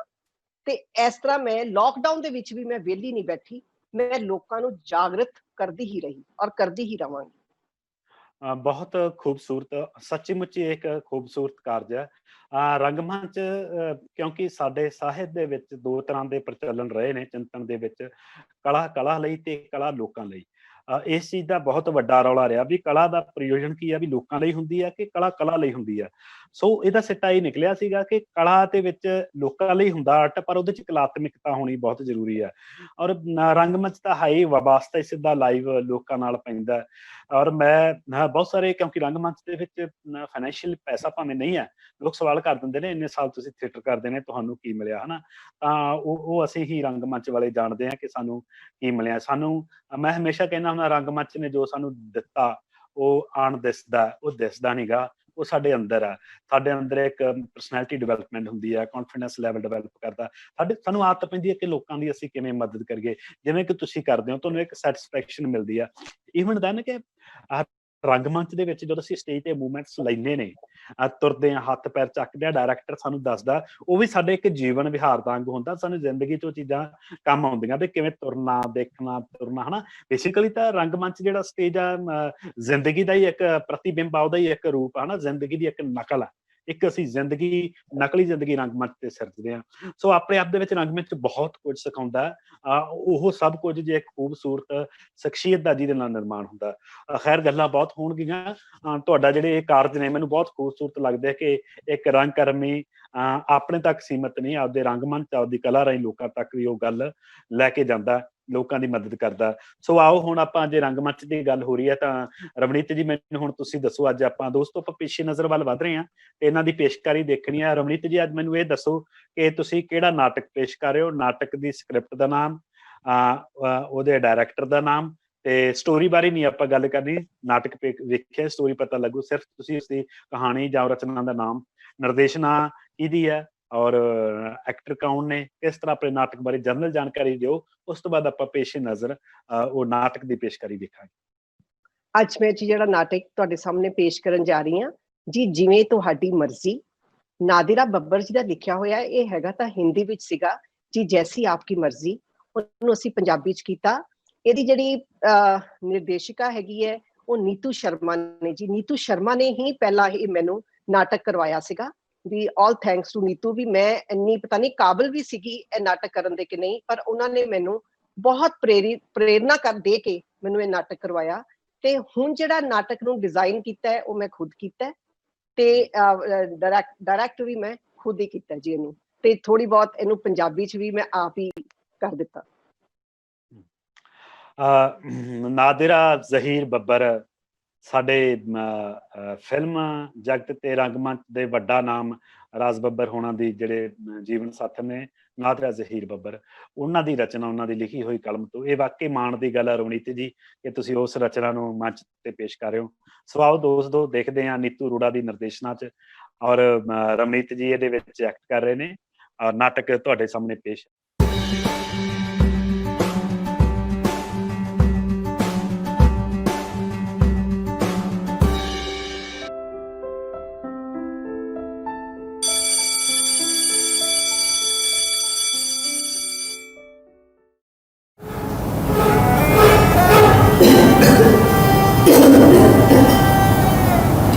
जी मैं सुल्ताना 12-13 साल की सी जो अम्मी ते अब्बा ने मेरा निकाह कर दिता। अकील नाम सी मेरे शौहर का, उम्र विच मेरे नालों 10 साल बड़े सन। विदा होके जो मैं उन्होंने घर आई तो कुछ रात तो मेरी सस ने मैंने अपने को सवाया। एक दिन दोपहर को घर में कोई नहीं सी, मैं बरामदे में बैठी चटनी पीस रही सी। अचानक मेरे शौहर अकील आए तो मैंने चुके कोठरी के अंदर है। फिर उन्होंने मेरी जो हालत की थी, अकील अकील छाड़ दो मैनू, अब मैं बहुत बंदा मिलता नहीं दिया, अकील छाड़ दो मैनू, अकील मैं तुम्हारी बीवी आ, अकील अकील छाड़ दो खुदा ने मारे अकील मैं तुम छाड़ दो अकील छाड़ दियो।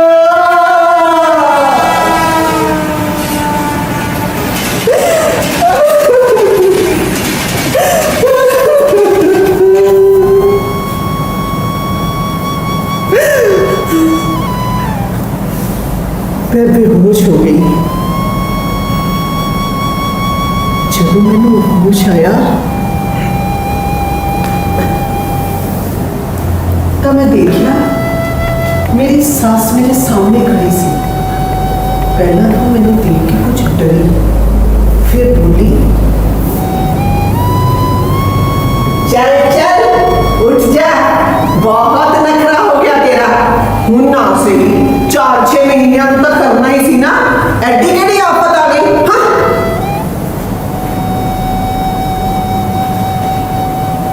कुछ हफ्ते तो मेरी हालत बहुत खराब हुई।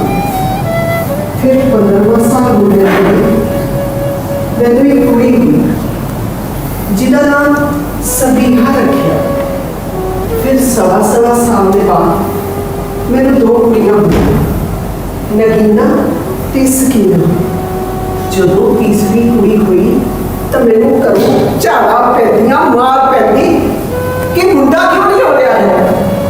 तो मेरी सस मैनू कहती मैं तो ऐस कर ली 4 मुंडे पैदा किए, तू भी तो ऐस कर ली कि चिराग पैदा कर।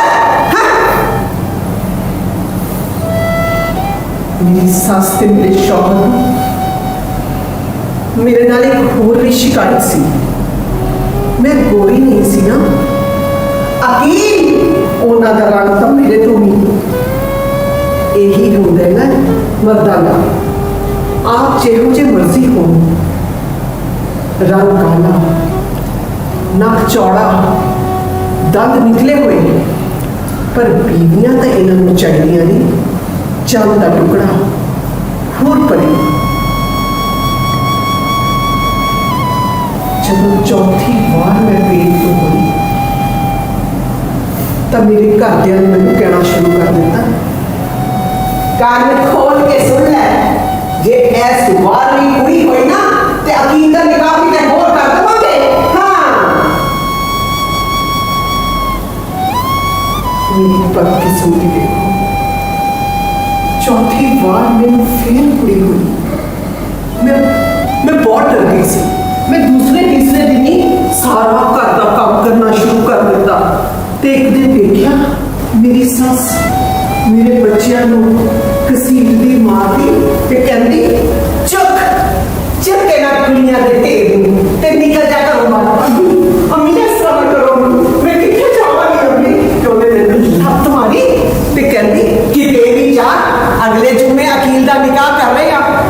अम्मी अम्मी इस तरह ना करो अम्मी, अकील मेरे शौहर थे अम्मी। ते पिछों भी शौहर आए ते बोले, शौहर केड़ा शौहर, ले तलाक तलाक तलाक, ले हो गया तलाक। ते मैनू धक्के मार के सीट के दरवाजा करता, अम्मी अम्मी अम्मी दरवाजा खोलो, अम्मी अम्मी दरवाजा खोलो, अम्मी अकील अकील दरवाजा खोलो, अकील मैं जाके बीवी आ गई, दरवाजा खोलो अम्मी अम्मी अम्मी दरवाजा खोलो, अम्मी मैं कुड़ियां लेके जाते किसे कोने में छिपाई आ गई, अम्मी अम्मी अम्मी दरवाजा खोलो अम्मी।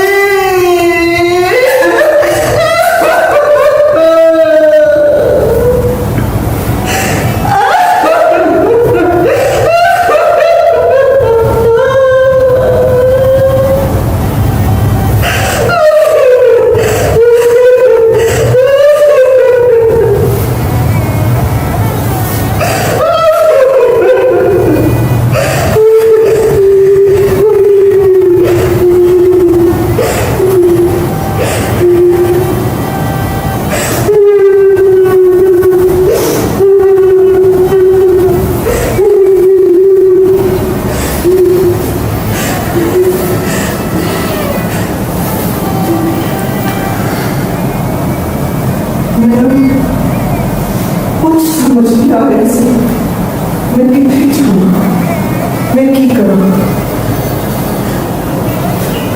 रोंदे रोंदे पेके पहुंच गई। अब्बा तो पहले ही गुजर चुके सन, दो भरा सन, औरतां उन्हां दियां बुरियां नहीं सन, पर शौहर की छड्डी हुई औरत कि उन्हें चार कुड़ियां को कौन रखेगा। मां तो पहले ही उन्होंने टुकड़े भी पल रही सी, वो मैनू की आसरा देती।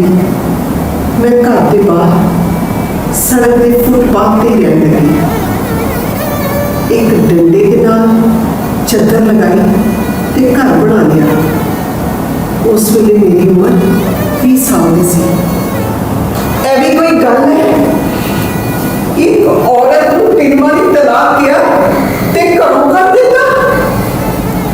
फिर किसी मैं झाड़ू पोछा बर्तन कर लेता, कभी खा के ते कभी भूखे ही सो जाता। फिर मेरी छोटी वाली बच्ची को ऐसा हो गया ते दूसरे नंबर वाली को मोटर गड्डी उड़ा के ले गई। मैं दोवां नूं बचाने लिए बहुत दौड़ भज की थी। डॉक्टर साहब मैं पैसे का इंतजाम कर रही हूँ, डॉक्टर साहब मेरी बच्ची को बचा लो, डॉक्टर साहब मेरी बच्ची को बचा लो, डॉक्टर बीबी जी दरवाजा खोलो, बीबी जी मेरी बच्ची को निकालो, बीबी जी पैसे दे दो, मेरी बच्ची को बचा लो, मेरी बच्ची को बचा लो। भैया थोड़ी देर पैसे दे दो, मेरी बच्ची को बचा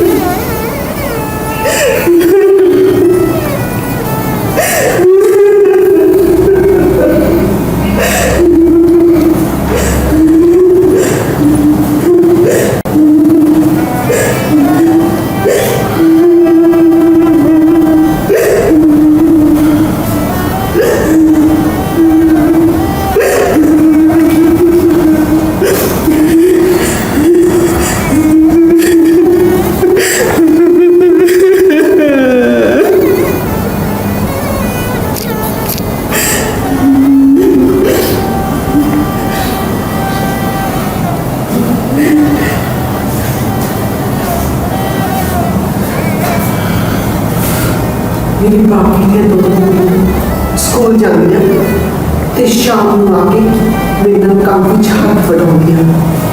ਇਸੇ ਤਰ੍ਹਾਂ ਹੀ 6-7 ਸਾਲ ਬੀਤ ਗਏ। ਇਸੇ ਵਿੱਚ ਮੈਂ ਆਪਣੀ ਇੱਕ ਝੋਪੜੀ ਵੀ ਬਣਾ ਲਈ ਸੀ। ਫਿਰ ਮੁਹੱਲੇ ਵਿੱਚ ਇੱਕ ਹਕੀਮ ਆ ਕੇ ਰਹਿੰਦਾ ਪਿਆ। बीवी ਉਹਦੀ ਮਰ ਚੁੱਕੀ ਸੀ। ਇੰਨਾ ਬੇਸ਼ਰਮ ਠੱਗੀ ਕਿ ਜਦੋਂ ਵੀ ਮੈਂ ਉਹਦੇ ਦਵਾਖਾਨੇ ਦੇ ਸਾਹਮਣੇ ਗੁਜ਼ਰੀ ਤਾਂ ਮੈਨੂੰ ਵੇਖ ਕੇ शायरी कर करता। मोहतरमा जरा गौर फरमाइए, चांदनी चांद से होती है, सितारों से नहीं। मोहब्बत से होती है, हजारों से नहीं। मैं बहुत गुस्सा चढ़ता। फिर मैं सोचती कि मैंने की कहा। मैं सिर नीवा करके उठो वापस आ जाऊंगी।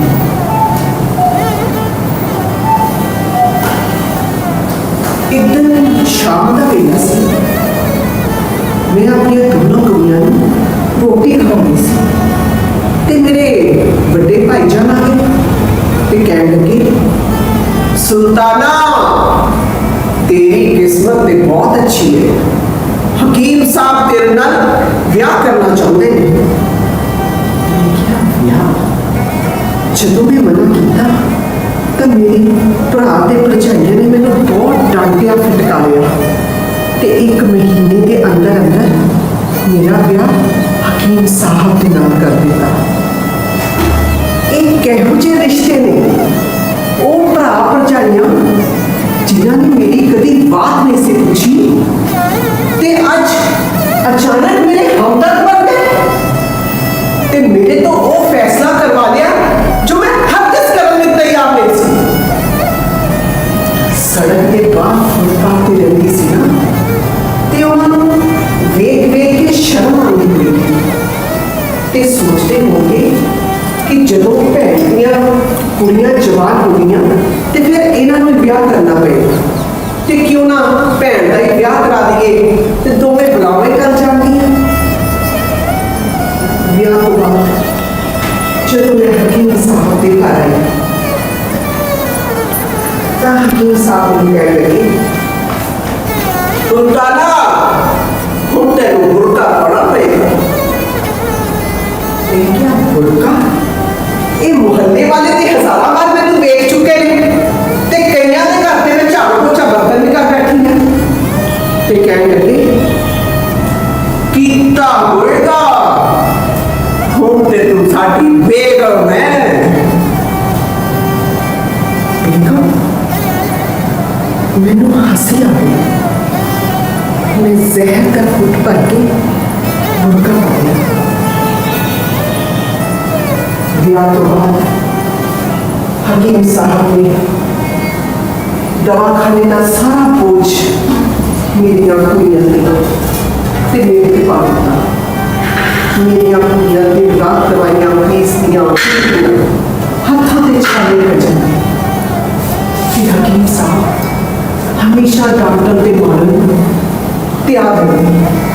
एक दिन मैंने कहने लगे,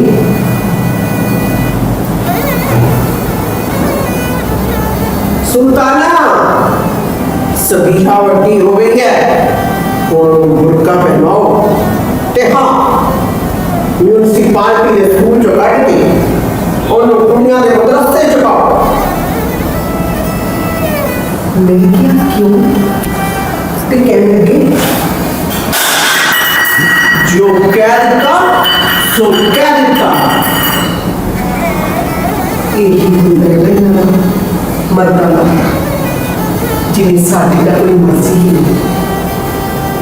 मैं सबीहा को बहुत समझाने की कोशिश की पर वो जोर जोर की रोन लगे ते मैनू कहने लगी, अम्मी इत्थों चलो अम्मी, असीं इत्थे नहीं रहना अम्मी, मैं झोपड़ी च रहना अम्मी, असीं इत्थे नहीं रहना अम्मी। मैनू लगता सी कि सबीहा कुछ डरी डरी ते सहमी सहमी रही। पर जब भी मैं उन्हें कुछ पूछना तो वो हमेशा टाल जाती सी। कुछ नहीं अम्मी। एक दिन मैं सकीना नूं लैके ਉਹਦੇ स्कूल की फीस देने जा रही सां कि रस्ते में मैनूं याद आया कि ਉਹਦੇ स्कूल की फीस की पर्ची तो मैं घर ही भुल गई तो मैं उसी वेले घर वापस आई। अजे मैं सोचती पई सी कि सबीहा ते हकीम साहब किथे गए। इन्नी देर नूं मैनूं बाथरूम चों गड़वी डिग्गण की आवाज़ आई। मैं तेजी नाल बाथरूम की तरफ दौड़ी ते मैं जोर दी दरवाजा खोलिया ते मैं की देखिया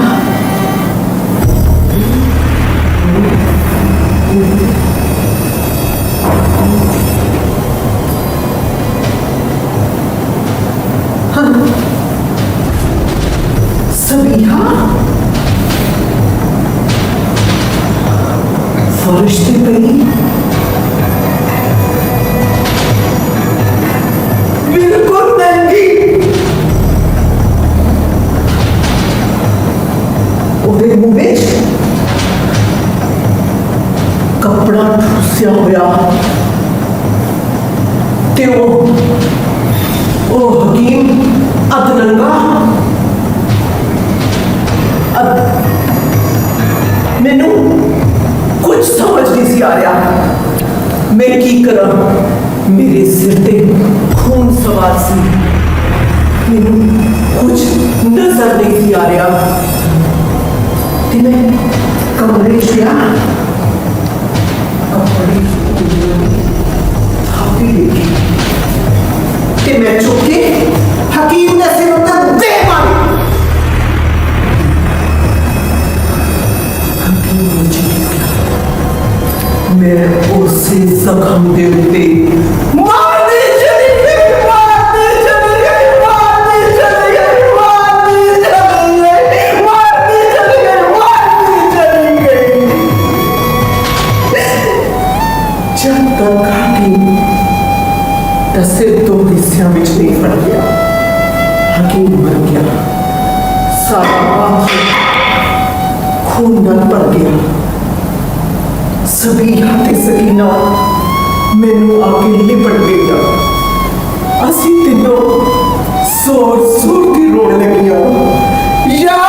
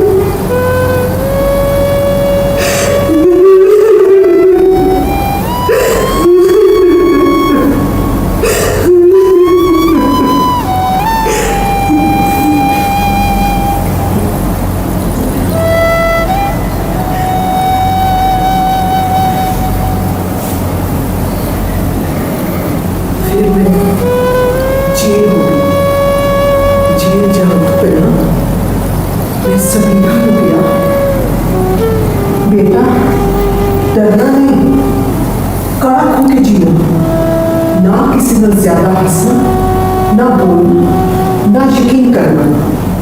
अपनी छोटी बहन सकीना का ध्यान रखना।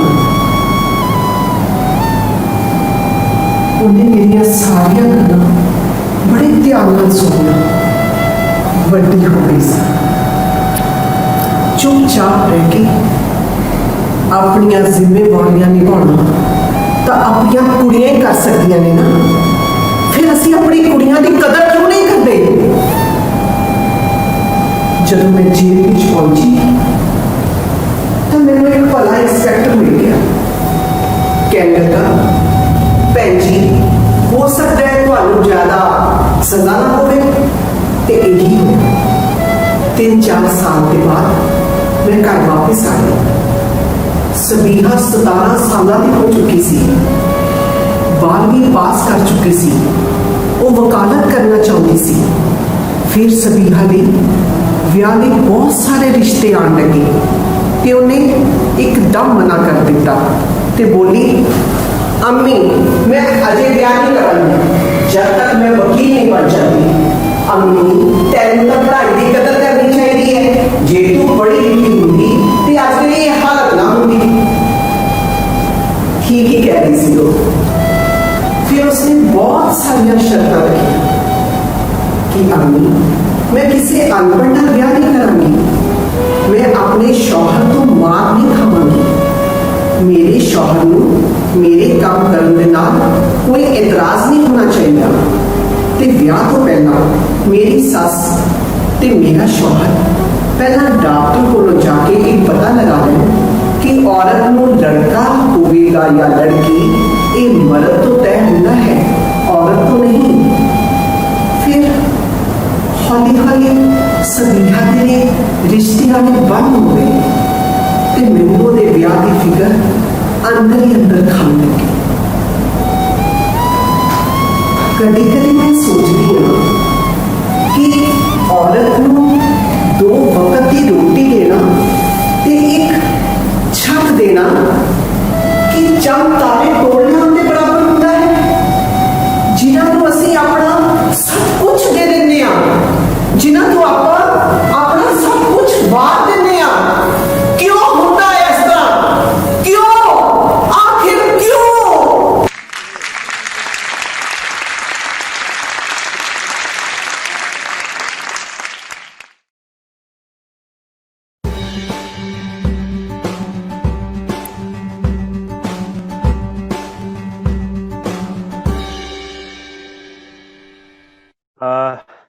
ਸ਼ੁਕਰੀਆ ਦੋਸਤੋ, ਪੇਸ਼ੈਂਸ ਤੇ ਠਰੱਬੇ ਨਾਲ ਸਾਡੇ ਨਾਲ ਜੁੜੇ ਰਹੇ। ਫਿਰ ਅਸੀਂ ਤੁਹਾਡੇ ਸਾਹਮਣੇ ਆ ਗਏ ਹਾਂ। ਨੈਟਵਰਕ ਚੱਲ ਪਿਆ ਆਪਣਾ, ਜਿਹੜੀ ਸਮੱਸਿਆ ਸੀ ਤਕਨੀਕੀ ਦੂਰ ਹੋ ਗਈ ਹੈ। ਚਿੰਤਾ ਜ਼ਰੂਰ ਹੁੰਦੀ ਹੈ ਕਿ ਚੱਲਦੇ ਪ੍ਰੋਗਰਾਮ ਦੇ ਵਿੱਚ ਜਦੋਂ ਸਮੱਸਿਆ ਆਵੇ, ਅਸੀਂ ਜਦੋਂ ਨਾਟਕ ਦੀ ਪੇਸ਼ਕਾਰੀ ਕਰਦੇ ਹੁੰਦੇ ਹਾਂ, ਕਿਤੇ ਸਾਊਂਡ ਖਰਾਬ ਹੋ ਜੇ ਜਾਂ ਜਨਰੇਟਰ ਬੰਦ ਹੋ ਜੇ, ਤੇਲ ਮੁੱਕ ਜੇ ਜਨਰੇਟਰ ਚੋਂ, ਤਾਂ ਸਾਡਾ ਵੀ ਹੈ ਨੈਟ ਜਦੋਂ ਖਰਾਬ ਹੋ ਜੇ ਤਾਂ ਸਾਡੇ ਤੇਲ ਮੁੱਕਣ ਵਾਲਾ ਹਿਸਾਬ ਹੀ ਹੋ ਜਾਂਦਾ।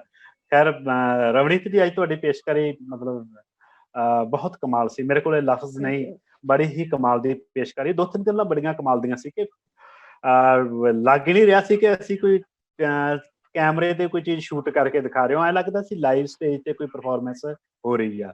ਔਰ ਤੁਹਾਡੇ ਜਿਹੜੇ ਚਿਹਰੇ ਦੇ ਹਾਵ ਭਾਵ, ਰੰਗਮੰਚ ਵਾਲਿਆਂ ਦੀ ਸਮੱਸਿਆ ਜ਼ਰੂਰ ਰਹੀ ਆ, ਪਰ ਲੱਗਦਾ ਨਹੀਂ ਕਿ ਤੁਸੀਂ ਰੰਗਮੰਚ ਵੀ ਕਰਦੇ ਰਹੇ ਹੋ। ਪ੍ਰੋਪਰ ਪ੍ਰੋਫੈਸ਼ਨਲ ਤਰੀਕੇ ਨਾਲ ਤੁਸੀਂ ਕੈਮਰੇ ਅੱਗੇ ਆਪਦੇ ਜਿਹੜੇ ਚਿਹਰੇ ਦੇ ਹਾਵ ਭਾਵ ਆ ਉਹਨਾਂ ਨੂੰ ਕੰਟਰੋਲ ਕੀਤਾ। ਔਰ ਮੈਨੂੰ ਤੁਹਾਡੀ ਜਿਹੜੀ ਪਰਫਾਰਮੈਂਸ ਦੇਖ ਕੇ ਨਾ ਭਰਤ ਮੁਨੀ ਦਾ ਨਾਟਕ ਸ਼ਾਸਤਰ ਯਾਦ ਆ ਗਿਆ। ਭਰਤ ਮੁਨੀ ਨੇ ਬੜੀਆਂ ਬਾਰੀਕ ਗੱਲਾਂ ਕੀਤੀਆਂ ਕਿ ਤੁਹਾਡੇ ਕਿੰਨੇ ਮੂਡ ਨੇ, ਕਿੰਨੇ ਰਸ ਹੁੰਦੇ ਨੇ, ਔਰ ਇੱਕ ਰਸ ਤੋਂ, ਇੱਕ ਮੂਡ ਤੋਂ ਦੂਜੇ ਮੂਡ 'ਚ ਰੂਪਾਂਤਰਿਤ ਹੋਣਾ, ਪਰਿਵਰਤਿਤ ਹੋਣਾ, ਇਹ ਆਪਣੇ ਆਪ ਦੇ ਵਿੱਚ ਇਸ ਤੁਹਾਡੀ ਪਰਫਾਰਮੈਂਸ ਦਾ ਹਾਸਲ ਸੀਗਾ। ਪਲ ਪਲ ਤੁਹਾਡੀਆਂ ਬਦਲੀਆਂ, ਹਨਾ। ਭਰਤ ਮੁਨੀ ਨੇ ਅਨੇਕਾਂ ਗੱਲਾਂ ਕੀਤੀਆਂ ਨੇ ਇਹਨਾਂ ਬਾਰੇ। ਖੈਰ ਉਹ ਆਪਣੀਆਂ ਥੈਟੀਕਲ ਗੱਲਾਂ ਨੇ, ਉਹ ਮੈਨੂੰ ਯਾਦ ਦਵਾ ਦਿੱਤੀ ਉਹ ਸਾਰੀਆਂ ਅਕੈਡਮਿਕ ਗੱਲਾਂ ਦੀ। ਬਹੁਤ ਖੂਬਸੂਰਤ। ਔਰ ਥੋੜਾ ਜਿਹਾ ਤੁਸੀਂ ਇਸ ਪੇਸ਼ਕਾਰੀ ਬਾਰੇ, ਜਿਹੜੇ ਸਾਥੀ ਨੇ ਕੈਮਰੇ ਨਾਲ ਸ਼ੂਟ ਕੀਤਾ ਨਾ, ਮੈਂ ਉਹਨੂੰ ਸਾਡੇ ਵੱਲੋਂ ਸਲਾਮ ਕਿਹਾ ਜੋ ਉਹਨੂੰ, ਬਹੁਤ ਹੀ ਕਮਾਲ ਨਾਲ, ਬਹੁਤ ਖੂਬਸੂਰਤ ਉਹਨੇ ਕੰਮ ਕੀਤਾ। ਕੁਝ ਸਾਥੀਆਂ ਨੇ ਕਿਹਾ ਵੀ ਆਡੀਓ ਦੀ ਸਮੱਸਿਆ ਜ਼ਰੂਰ ਰਹੀ ਆ, ਉਹਦੇ ਲਈ ਅਸੀਂ ਮੁਆਫੀ ਚਾਹੁੰਦੇ ਹਾਂ, ਪਰ ਜੋ ਕੈਮਰਾ ਵਰਕ ਸੀ ਬਹੁਤ ਕਮਾਲ ਦਾ ਸੀ। ਔਰ ਅਦਾਕਾਰੀ ਤੁਹਾਡੀ ਸਲਾਮ ਆ, ਮੁਬਾਰਕਾਂ ਜੀ ਤੁਹਾਨੂੰ। ਅਨੇਕਾਂ ਦੋਸਤਾਂ ਨੇ ਮੁਬਾਰਕਾਂ ਦਿੱਤੀਆਂ ਨੇ ਤੁਹਾਨੂੰ, ਗੁਰਦੀਪ ਭੁੱਲਰ ਜੀ, ਇੰਦਰਜੀਤ ਭਾਟੀਆ ਜੀ, ਰਮਨ ਢਿੱਲੋਂ, ਗਨੀਤਾ ਬਿੰਦਰਾ, ਨੀਤੂ ਸ਼ਰਮਾ, ਪਰਮਜੀਤ ਕੌਰ ਪੰਨੂ, ਹਨਾ। ਬਲਕਾਰ ਜੀ ਕਹਿ ਰਹੇ ਨੇ ਬਹੁਤ ਵਧੀਆ ਕਲਾਤਮਕ ਪੇਸ਼ਕਾਰੀ ਰਵਨੀਤ ਜੀ, ਢੇਰ ਸਾਰੀਆਂ ਮੁਬਾਰਕਾਂ। ਕੁਲਵਿੰਦਰ ਖਹਿਰਾ ਜੀ ਨੇ ਮੁਬਾਰਕਾਂ, ਹਰਮੀਤ ਜੀ, ਰਮਨ ਜੀ, ਅਨੇਕਾਂ ਦੋਸਤ ਨੇ ਜਿਹੜੇ ਸਾਡੇ ਗੌਰਵ ਵਿੱਦ ਜੀ ਅਬੋਹਰ ਤੋਂ। ਡਾਕਟਰ ਸੁਰੇਸ਼ ਮਹਿਤਾ ਜੀ ਕਹਿ ਰਹੇ ਨੇ ਕਿ ਇੱਕ ਸਫਲ ਪੇਸ਼ਕਾਰੀ ਲਈ ਢੇਰ ਸਾਰੀਆਂ ਮੁਬਾਰਕਾਂ ਮੈਡਮ ਨੀਤੂ ਸ਼ਰਮਾ ਤੇ ਮੈਡਮ ਨਵਨੀਤ ਜੀ। ਸਾਡੇ ਸਾਰੇ ਦੋਸਤਾਂ ਨੇ ਬੜੇ ਹੀ ਖੂਬਸੂਰਤ ਕਮੈਂਟ ਕੀਤੇ। ਇੱਕ ਵੀ ਦੋਸਤ ਨੇ ਕੋਈ ਕਿਸੇ ਇਸ ਤਰ੍ਹਾਂ ਦੀ ਮਤਲਬ ਨੈਗੇਟਿਵ ਅਪਰੋਚ ਨਹੀਂ, ਸਾਰਿਆਂ ਨੇ ਦਿਲੋਂ ਮਤਲਬ ਕਿ ਸਲਾਹਿਆ ਤੁਹਾਡੀ ਇਸ ਪੇਸ਼ਕਾਰੀ ਨੂੰ। ਬਲਜਿੰਦਰ ਲੇਲਣਾ ਜੀ ਕਹਿ ਰਹੇ ਨੇ ਕਿ ਬਹੁਤ ਹੀ ਖੁੱਭ ਕੇ ਤੁਸੀਂ ਪੇਸ਼ਕਾਰੀ ਕੀਤੀ। ਖੈਰ ਸਾਰੇ ਸਾਥੀਆਂ ਦਾ ਬਹੁਤ ਬਹੁਤ ਧੰਨਵਾਦ। ਜਿੰਨੇ ਵੀ ਬਲਰਾਜ ਜੀ ਜੁੜੇ ਹੋਏ ਨੇ, ਉਹਨਾਂ ਨੇ ਵੀ ਪ੍ਰਸ਼ੰਸਾ ਕੀਤੀ ਹੈ ਇਸ ਪੇਸ਼ਕਾਰੀ ਦੀ। ਜਗਜੀਤ ਸਰੀਨ ਜੀ ਥੈਂਕਸ ਕਰਦੇ ਨੇ ਬੋਹੇਮਨ ਦਾ। ਹਰਮੀਤ ਜੀ ਰਚਨਾ ਕਰ ਰਹੇ ਨੇ, ਸਾਨੂੰ ਵੀ ਜਦੋਂ ਟੈਕਨੀਕਲ ਸਮੱਸਿਆ ਆ ਗਈ ਸੀ ਕਹਿੰਦੇ ਕੋਈ ਨਟ ਬੋਲਟ ਲੱਗਦਾ ਕੱਸ ਰਹੇ ਹੋ ਤੁਸੀਂ। ਹਰਮੀਤ ਜੀ ਬਿਲਕੁਲ ਨਟ ਬੋਲਟ ਹੀ ਅਸੀਂ ਕੱਸ ਰਹੇ ਜੀ। ਨਟ ਦੀ ਸਮੱਸਿਆ ਸੀ ਉਹਨੂੰ ਦੂਰ ਕਰਨ ਦੀ ਕੋਸ਼ਿਸ਼ ਕਰ ਰਹੇ ਸੀ। ਸਾਰੇ ਸਾਥੀਆਂ ਨੇ ਬਹੁਤ ਖੂਬਸੂਰਤ ਢੰਗ ਨਾਲ ਕਮੈਂਟ ਦਿੱਤੇ ਆ, ਤੁਸੀਂ ਵਧਾਈਆਂ ਮੈਡਮ ਰਮਨੀਤ ਮੈਡਮ, ਤੁਹਾਨੂੰ ਸਾਰਿਆਂ ਨੇ ਖੂਬ ਤਾਰੀਫ ਕੀਤੀ ਆ। ਹੈਰੀ ਪੇਸ਼ਕਾਰੀ ਆਪਣੇ ਆਪ ਦੇ ਵਿੱਚ ਸੱਚਮੁੱਚ ਇੱਕ ਕਮਾਲ ਸੀਗੀ। ਸਾਡੇ ਬੋਹੇਮਨ ਦੇ 38ਵੇਂ ਦਿਨ ਦੇ ਵਿੱਚ ਇੱਕ ਹਾਸਿਲ ਔਰ ਯਾਦਗਾਰੀ ਇਹ ਸਾਡੀ ਪੇਸ਼ਕਾਰੀ ਸਾਡੇ ਚੇਤਿਆਂ 'ਚ ਥੈਂਕ ਯੂ ਸੋ ਹਮੇਸ਼ਾ ਮਚ। ਯਾਦ ਰਹੂਗੀ। ਮੈਡਮ ਆਪਾਂ ਗੱਲਬਾਤ ਅੱਗੇ ਚਲਾਉਂਦੇ ਹਾਂ, ਅੱਗੇ ਚਰਚਾ ਕਰਦੇ ਹਾਂ। ਬਲਕਾਰ ਸਿੱਧੂ ਜੀ ਨਾਲ ਤੁਸੀਂ ਰੰਗਮੰਚ ਕੀਤਾ ਹਨਾ, ਮੈਂ ਉਹਨਾਂ ਦੇ ਰੰਗਮੰਚ ਬਾਰੇ ਕਿਸ ਤਰ੍ਹਾਂ ਦੇ ਪ੍ਰਭਾਵ ਤੁਹਾਡੇ ਮਨ ਤੇ ਪਏ ਨੇ? ਕਿਉਂਕਿ ਬਲਕਾਰ ਸਿੱਧੂ ਹੁਣਾਂ ਦਾ ਜਿਹੜਾ ਬੈਠੇ ਨੇ ਸਾਡੇ ਨਾਲ ਲਾਈਵ ਨੇ ਉਹ ਵੀ, ਉਹਨਾਂ ਦਾ ਜਿਹੜਾ ਰੰਗਮੰਚ ਹੈ ਪੰਜਾਬ ਦੇ ਵੱਲ ਨਹੀਂ ਆਇਆ, ਜ਼ਿਆਦਾਤਰ ਉਹ ਚੰਡੀਗੜ੍ਹ ਪੇਸ਼ਕਾਰੀਆਂ ਕਰਦੇ ਨੇ, ਹੋ ਸਕਦਾ ਚੰਡੀਗੜ੍ਹ ਤੋਂ ਬਾਹਰ ਵੀ ਕਰਦੇ ਹੋਣ। ਔਰ ਤੁਸੀਂ ਕਿਸ ਤਰ੍ਹਾਂ ਦੇ ਮਤਲਬ ਕਿਸ ਤਰ੍ਹਾਂ ਦੀ ਉਹਨਾਂ ਤੋਂ ਸਿਖਲਾਈ ਲਈ, ਕਿਸ ਤਰ੍ਹਾਂ ਦੇ ਅਨੁਭਵ ਗ੍ਰਹਿਣ ਕਰੇ ਬਲਕਾਰ ਸਿੱਧੂ ਦੇ ਰੰਗਮੰਚ ਚੋਂ, ਉਹਨਾਂ ਬਾਰੇ ਜ਼ਰੂਰ ਤੁਸੀਂ ਕੀ ਸਿੱਖਿਆ, ਮਤਲਬ ਉਹ ਗੱਲਬਾਤ ਜ਼ਰੂਰ ਸਾਡੇ ਨਾਲ ਸਾਂਝੀ ਕਰੋ। ਪਹਿਲਾਂ ਤਾਂ ਮੈਂ ਸਭ ਦਾ ਧੰਨਵਾਦ ਕਰਦੀ ਹਾਂ ਜੀ, ਮੇਰਾ ਨਾਟਕ ਪਸੰਦ ਕਰਨ ਦੇ ਲਈ ਬਹੁਤ ਬਹੁਤ ਸ਼ੁਕਰੀਆ। ਬਲਕਾਰ ਸਰ ਨੂੰ ਮੈਂ ਜਦੋਂ ਮੈਂ ਥੀਏਟਰ ਜੁਆਇਨ ਕਰਨਾ ਸੀਗਾ, ਮੈਂ ਅਨੀਤਾ ਸਬਦੀਸ਼ ਮੈਮ ਤੇ ਬਲਕਾਰ ਸਰ ਦੋਨਾਂ ਕੋਲ ਹੀ ਜਾਣਾ ਚਾਹੁੰਦੀ ਸਾਂ, ਤੇ ਮੈਂ ਦੋਨਾਂ ਨੂੰ ਹੀ ਫੋਨ ਕੀਤਾ। ਅਨੀਤਾ ਸਬਦੀਸ਼ ਮੈਮ ਕੋਲ ਮੈਂ ਸੱਚੀ ਦਿਲੋਂ ਕਹਿੰਦੀ ਹਾਂ ਮੈਂ ਜਾਣਾ ਚਾਹੁੰਦੀ ਸਾਂ, ਪਰ ਉਹਨਾਂ ਨੇ ਸੋਚਿਆ ਵੀ ਇਹ ਲੁਧਿਆਣਿਓਂ ਡੇਲੀ ਕਿਵੇਂ ਆਏਗੀ, ਤੇ ਇਹੋ ਸਮੱਸਿਆ ਬਲਕਾਰ ਸਰ ਨੂੰ ਵੀ ਮੇਰੇ ਨਾਲ ਆਈ, ਤੇ ਬਲਕਾਰ ਸਰ ਨੇ ਵੀ ਮੈਨੂੰ ਨਾ ਕਰ ਦਿੱਤੀ। ਪਰ ਮੈਂ ਤੇ ਘਰੋਂ ਠਾਣ ਕੇ ਚੱਲ ਪਈ ਵੀ ਅੱਜ ਮੈਂ ਜਾਣਾ ਹੀ ਜਾਣਾ ਥੀਏਟਰ ਵਿੱਚ। ਮੈਂ ਜਦੋਂ ਮੋਹਾਲੀ ਤੋਂ ਥੋੜਾ ਪਿੱਛੇ ਸੀਗੀ, ਮੈਂ ਸਰ ਨੂੰ ਫੋਨ ਕੀਤਾ, ਮੈਂ ਕਿਹਾ ਸਰ ਵੀ ਮੈਂ ਤੁਹਾਨੂੰ ਮਿਲਣਾ ਚਾਹੁੰਦੀ ਹਾਂ। ਮੈਨੂੰ ਕਹਿੰਦੇ ਨਹੀਂ ਜੀ, ਤੁਸੀਂ ਤਾਂ ਲੁਧਿਆਣੇ ਤੋਂ ਹੈਗੇ ਹੋ, ਤੁਸੀਂ ਸਾਡੀਆਂ ਰਿਹਰਸਲਾਂ ਖਰਾਬ ਕਰੋਗੇ ਹੋ। ਮੈਂ ਕਿਹਾ ਸਰ ਮੈਨੂੰ ਪਲੀਜ਼ 5 ਮਿੰਟ ਦਾ ਟਾਈਮ ਦੇ ਦਿਓ। ਕਹਿੰਦੇ ਅੱਛਾ ਜੀ, ਜੇ ਤੁਸੀਂ ਪਹੁੰਚ ਹੀ ਗਏ ਹੋ ਤੁਸੀਂ ਆ ਜਾਓ। ਮੈਂ ਜੀ 4 4:30 ਪਹੁੰਚ ਗਈ, ਮੈਂ ਸਰ ਨੂੰ ਮਿਲੀ। ਸਰ ਮੈਨੂੰ ਕਹਿੰਦੇ ਵੀ ਅੱਛਾ ਠੀਕ ਹੈ ਜੀ, 10 ਕੁ ਦਿਨ ਤੱਕ ਜੇ ਕੋਈ ਨਾਟਕ ਅਸੀਂ ਕਰਨਾ ਹੋਇਆ ਤੁਹਾਨੂੰ ਬੁਲਾ ਲਾਂਗੇ। ਮੈਂ ਬੜੀ ਵੇਟ ਕੀਤੀ, 15 ਦਿਨ ਬੀਤ ਗਏ। ਫਿਰ ਜੀ ਇੱਕ ਦਿਨ ਮੈਨੂੰ ਫੋਨ ਆ ਗਿਆ ਬਲਕਾਰ ਸਰ ਦਾ, ਮੈਨੂੰ ਕਹਿੰਦੇ ਵੀ ਤੁਸੀਂ ਆ ਸਕਦੇ ਹੋ। ਮੈਂ ਕਿਹਾ ਹਾਂਜੀ ਮੈਂ ਜ਼ਰੂਰ ਆਵਾਂਗੀ। ਮੈਂ ਚਲੀ ਗਈ। ਸਰ ਨੇ ਮੈਨੂੰ ਸਕ੍ਰਿਪਟ ਪੜ੍ਹਾਈ, ਇਹ ਲਹੂ ਕਿਸਦਾ ਹੈ, ਉਸ ਦਿਨ ਨਾਟਕ ਅਸੀਂ ਕਰਨਾ ਸੀ, ਨੁੱਕੜ ਨਾਟਕ। ਗੁਰਸ਼ਰਨ ਭਾਈ ਦਾ ਤੇ ਨਾਟਕ ਆ ਇਹ ਲਓ। ਹਾਂਜੀ, ਇਹ ਲਹੂ ਕਿਸਦਾ ਹੈ, ਉਹਦੇ ਵਿੱਚ ਸਰ ਨੇ ਮੈਨੂੰ ਮਰਾਸਨ ਦਾ ਰੋਲ ਦਿੱਤਾ, ਠੀਕ ਹੈ। ਤੇ ਸਰ ਨੇ ਮੈਨੂੰ ਕਿਹਾ ਵੀ ਇਹ ਪੜ੍ਹੋ। ਮੈਂ ਸਕ੍ਰਿਪਟ ਪੜ੍ਹੀ, ਸਰ ਨੇ ਮੇਰੇ ਤੇ ਕਾਫੀ ਕੰਮ ਕੀਤਾ ਮਰਾਸਨ ਦੇ ਰੋਲ ਦੇ ਲਈ, ਤੇ ਅਸੀਂ ਨੁੱਕੜ ਨਾਟਕ ਕੀਤਾ। ਪਰ ਮੈਨੂੰ ਬਹੁਤ, ਮੈਂ ਕੰਫਰਟੇਬਲ ਰਹੀ ਸਰ ਦੇ ਨਾਲ। ਜਿਵੇਂ ਮੈਨੂੰ ਲੱਗਦਾ ਸੀ ਨਾ ਕਿ ਮੈਂ ਥੀਏਟਰ ਦੇ ਵਿੱਚ ਜਾਵਾਂਗੀ, ਮੈਂ ਇੱਕ ਜੈਂਟਸ ਦੇ ਕੋਲ ਜਾ ਰਹੀ ਹਾਂ, ਮੈਂ ਲੇਡੀ ਕੋਲ ਜਾਣਾ ਚਾਹੁੰਦੀ ਹਾਂ, ਪਰ ਇਸ ਤਰ੍ਹਾਂ ਦਾ ਕੁਝ ਨਹੀਂ ਲੱਗਿਆ। ਮਤਲਬ ਬਹੁਤ ਕੰਫਰਟੇਬਲ ਜ਼ੋਨ ਸੀਗੀ, ਕੋਈ ਇਸ ਤਰ੍ਹਾਂ ਦਾ ਨਹੀਂ। ਮਤਲਬ ਬਹੁਤ ਕੁਝ ਸਿੱਖਿਆ ਮੈਂ ਸਰ ਦੇ ਕੋਲੋਂ ਵੀ ਕਿੰਨਾ ਕੁ ਖੁਸ਼ ਰਹਿਣਾ। ਇੱਕ ਤੇ ਸਰ ਦਾ ਜਿਹੜਾ ਹਾਸਾ ਹਨਾ, ਮਤਲਬ ਉੱਥੋਂ ਖੁਸ਼ ਰਹਿਣ ਦਾ, ਮਤਲਬ ਬਹੁਤ ਕੁਝ ਸਿੱਖਿਆ ਮੈਂ ਸਰ ਤੋਂ। ਨਾਟਕ ਵੀ ਮਤਲਬ ਉਹਨਾਂ ਨੇ ਮੇਰੀ ਮਰਾਸਨ ਦੀ ਬੋਲੀ ਇੰਨੀ ਕੁ, ਮਤਲਬ ਇੰਨਾ ਮੈਨੂੰ ਉਹਦੇ ਵਿੱਚ ਖੁਬਾ ਦਿੱਤਾ ਕਿ ਮੈਂ ਫਿਰ ਚੰਨੋਬਾਜ਼ੀ ਕਰਨੀ ਪਲੇ ਕੀਤਾ। ਉਹਦੇ ਵਿੱਚ ਮੈਨੂੰ ਮਰਾਸਨ ਦਾ ਰੋਲ ਚੰਨੋਬਾਜ਼ੀ ਕਰਨੀ ਦੇ ਵਿੱਚ ਬਹੁਤ ਜ਼ਿਆਦਾ ਕੰਮ ਕੀਤਾ। ਆਲ ਥੈਂਕਸ ਟੂ ਬਲਕਾਰ ਸਰ ਕਿ ਮੈਨੂੰ ਇੰਨਾ ਵੱਡਾ ਪਲੇਟਫਾਰਮ ਦਿੱਤਾ ਬਲਕਾਰ ਸਰ ਨੇ। ਬਿਲਕੁਲ ਸ਼ੁਕਰੀਆ। ਬਲਕਾਰ ਸਿੱਧੂ ਜੀ ਵੀ ਸਾਡੇ ਨਾਲ ਲਾਈਵ ਨੇ, ਔਰ ਧੰਨਵਾਦ ਸਿੱਧੂ ਸਾਹਿਬ ਕਿ ਜਿਹੜਾ ਤੁਸੀਂ ਇੱਕ ਉਪਰਾਪਨ ਨਹੀਂ ਤੁਸੀਂ ਆਪਣੇ ਰੰਗਮੰਚ ਦੇ ਵਿੱਚ ਲੈ ਕੇ ਆਉਂਦਾ। ਮਤਲਬ ਇੱਕ ਲੁਧਿਆਣੇ ਦੇ ਇੱਕ ਆਰਟਿਸਟ ਤੁਹਾਡੇ ਕੋਲ ਆ ਕੇ ਰੰਗਮੰਚ ਕਰ ਰਿਹਾ, ਤੁਹਾਡੇ ਨਾਲ ਆਪਣੱਤ ਵਾਲਾ ਰਿਸ਼ਤਾ ਬਣਿਆ, ਔਰ ਅਸੀਂ ਸਮਝਦੇ ਕਿ ਰੰਗਮੰਚ ਦੇ ਵਿੱਚ ਹੀ ਇੱਕ ਅਜਿਹੀ ਖੂਬਸੂਰਤ ਪ੍ਰਾਪਤੀ ਹੁੰਦੀ ਹੈ। ਔਰ ਤੁਸੀਂ ਲੰਮਾ ਸਮਾਂ ਰੰਗਮੰਚ ਵੀ ਤਾਂ ਹੀ ਕਰ ਸਕਦੇ ਹੋ ਕਿ ਜੇ ਤੁਸੀਂ ਇੱਕ ਪਰਿਵਾਰਕ ਮਾਹੌਲ ਆਪਣੀ ਟੀਮ ਦੇ ਵਿੱਚ ਸਕਦੇ ਹੋ। ਮੈਨੂੰ ਯਾਦ ਆ ਬਹੁਤ ਸਾਰੇ ਰੰਗ ਕਰਮੀ ਬਹੁਤ ਸ਼ਾਨਦਾਰ ਕੰਮ ਕੀਤਾ ਉਹਨਾਂ ਨੇ ਪੰਜਾਬ ਦੇ ਵਿੱਚ। ਮੈਂ ਗਵਾਹ ਪਿਛਲੇ 25-30 ਸਾਲਾਂ ਤੋਂ ਰੰਗਮੰਚ ਦੇਖ ਰਿਹਾ, ਉਹਨਾਂ ਦੇ ਸਿਖਰ ਵੀ ਵੇਖੇ, ਪਰ ਬਹੁਤ ਸਾਰੀਆਂ ਟੀਮਾਂ ਸਾਡੀਆਂ ਪੰਜਾਬ ਦੀਆਂ ਟੁੱਟ ਗਈਆਂ। ਟੁੱਟ ਕਿਉਂ ਗਈਆਂ? ਕਿ ਉਹਨਾਂ ਦੇ ਆਪਸ ਵਿੱਚ ਪਰਿਵਾਰਕ ਰਿਸ਼ਤੇ ਜਾਂ ਕੁਝ ਨਿੱਜੀ ਸਵਾਰਥ ਹੋ ਸਕਦੇ ਨੇ। ਇਮਾਨਦਾਰ ਹੋਣ ਦੇ ਨਾਲ ਨਾਲ ਤੁਹਾਡੇ ਕੋਲ ਇੱਕ ਮੈਨੇਜਮੈਂਟ ਵੀ ਹੋਣੀ ਬਹੁਤ ਜ਼ਰੂਰੀ ਹੈ। ਰੰਗਮੰਚ ਦੇ ਵਿੱਚ ਇਕੱਲੀ ਇਮਾਨਦਾਰੀ ਨਹੀਂ ਚੱਲਦੀ, ਨਾਲ ਤੁਸੀਂ ਮੈਨੇਜ ਵੀ ਕਰਨਾ ਹੈ। ਔਰ ਕੇਵਲ ਧਾਲੀਵਾਲ ਵਰਗੇ ਬੰਦੇ ਕੋਲੇ ਮੈਨੇਜਮੈਂਟ ਹੈ। ਔਰ ਤੁਸੀਂ ਰੰਗਮੰਚ ਕਿਵੇਂ ਵਿਉਂਤਬੱਧ ਤਰੀਕੇ ਨਾਲ ਕਰਨਾ, ਤੁਸੀਂ ਉਹਨਾਂ ਕੋਲ ਜਾ ਕੇ ਪੁੱਛ ਸਕਦੇ ਹੋ ਹਨਾ। ਔਰ ਬਲਕਾਰ ਸਿੱਧੂ ਜੀ ਇਸ ਮੈਨੇਜਮੈਂਟ ਨੂੰ ਚਲਾ ਰਹੇ ਨੇ, ਸੱਚਮੁੱਚ ਵਧਾਈ ਦੇ ਪਾਤਰ ਨੇ।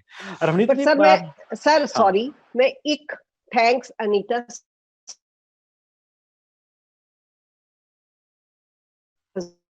ਦੇ ਵਿੱਚ ਪ੍ਰੋਡਕਸ਼ਨ ਦੇ ਵਿੱਚ 2 ਔਰ ਇੰਨੇ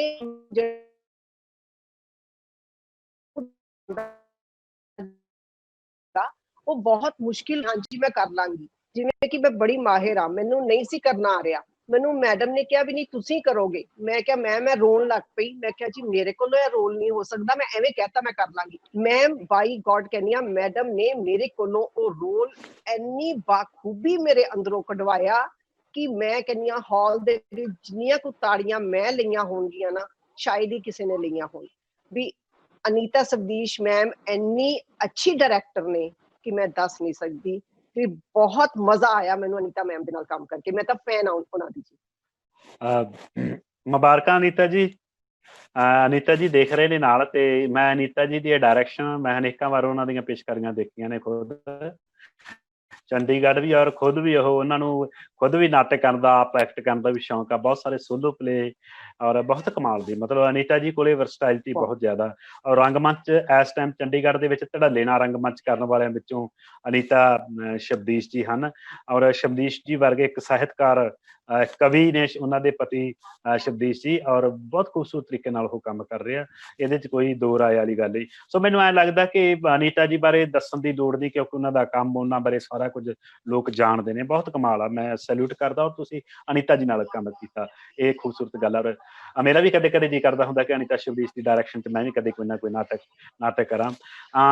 ਸਾਡੇ ਵੀ ਮੰਚ ਵੱਲੋਂ ਵਾਈਂਡ ਅਪ ਦਾ ਸੁਨੇਹਾ ਆ ਰਿਹਾ। ਵਾਈਂਡ ਅਪ ਥੋੜਾ ਜਿਹਾ ਹਜੇ ਹੋ ਨਹੀਂ ਸਕਦਾ, 10 ਮਿੰਟ ਅਸੀਂ ਲਾਵਾਂਗੇ, ਕੁਝ ਜ਼ਰੂਰੀ ਗੱਲਾਂ ਨੇ ਜਿਹੜੀਆਂ ਹੋਰ।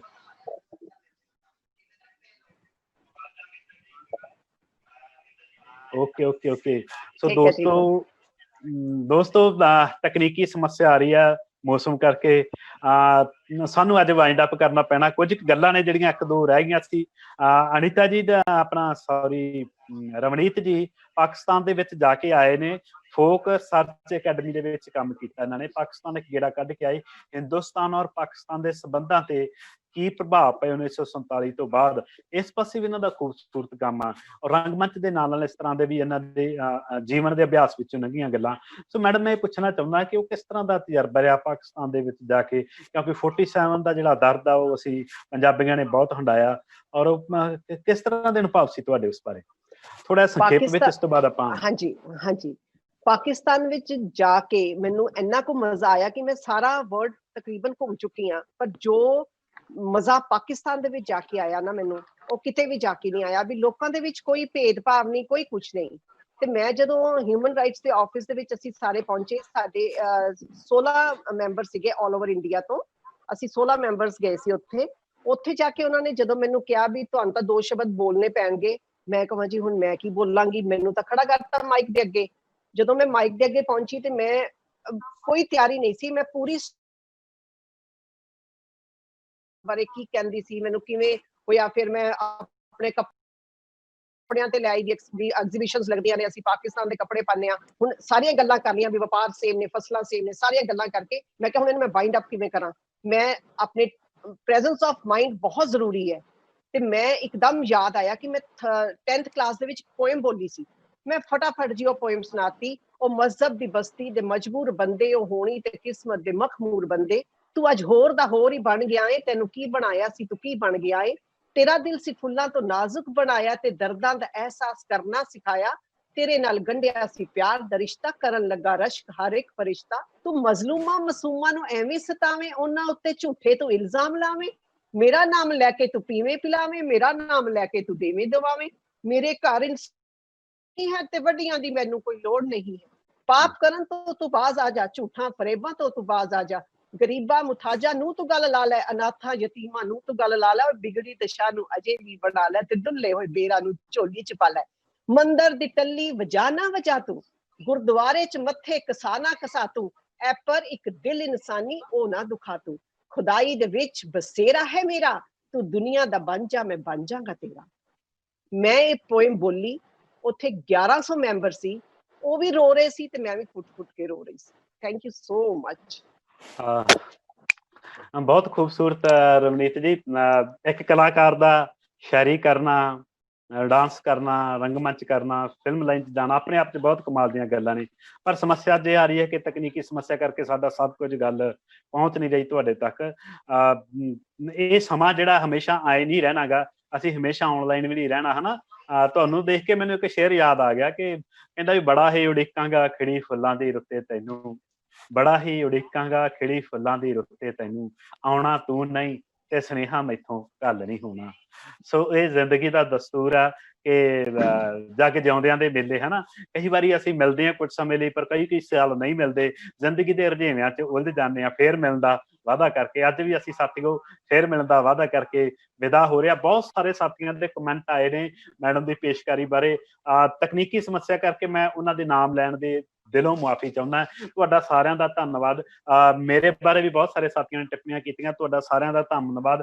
ਵਿਚਾਰ ਚਰਚਾ ਵਧੀਆ ਕੀਤੀ ਵੀ ਜਗਦੀਪ ਨੇ ਹਨਾ, ਹੋਸਟ ਦੇ ਤੌਰ ਤੇ ਤੁਹਾਡਾ ਸ਼ੁਕਰੀਆ। ਸਾਰਿਆਂ ਦਾ ਯਾਦ ਕਰ ਲਈ ਆਪਣੇ ਅਨੇਕਾਂ ਦੋਸਤ ਨੇ ਯਾਦਾਂ ਸਾਂਝੀਆਂ ਕਰ ਰਹੇ ਨੇ।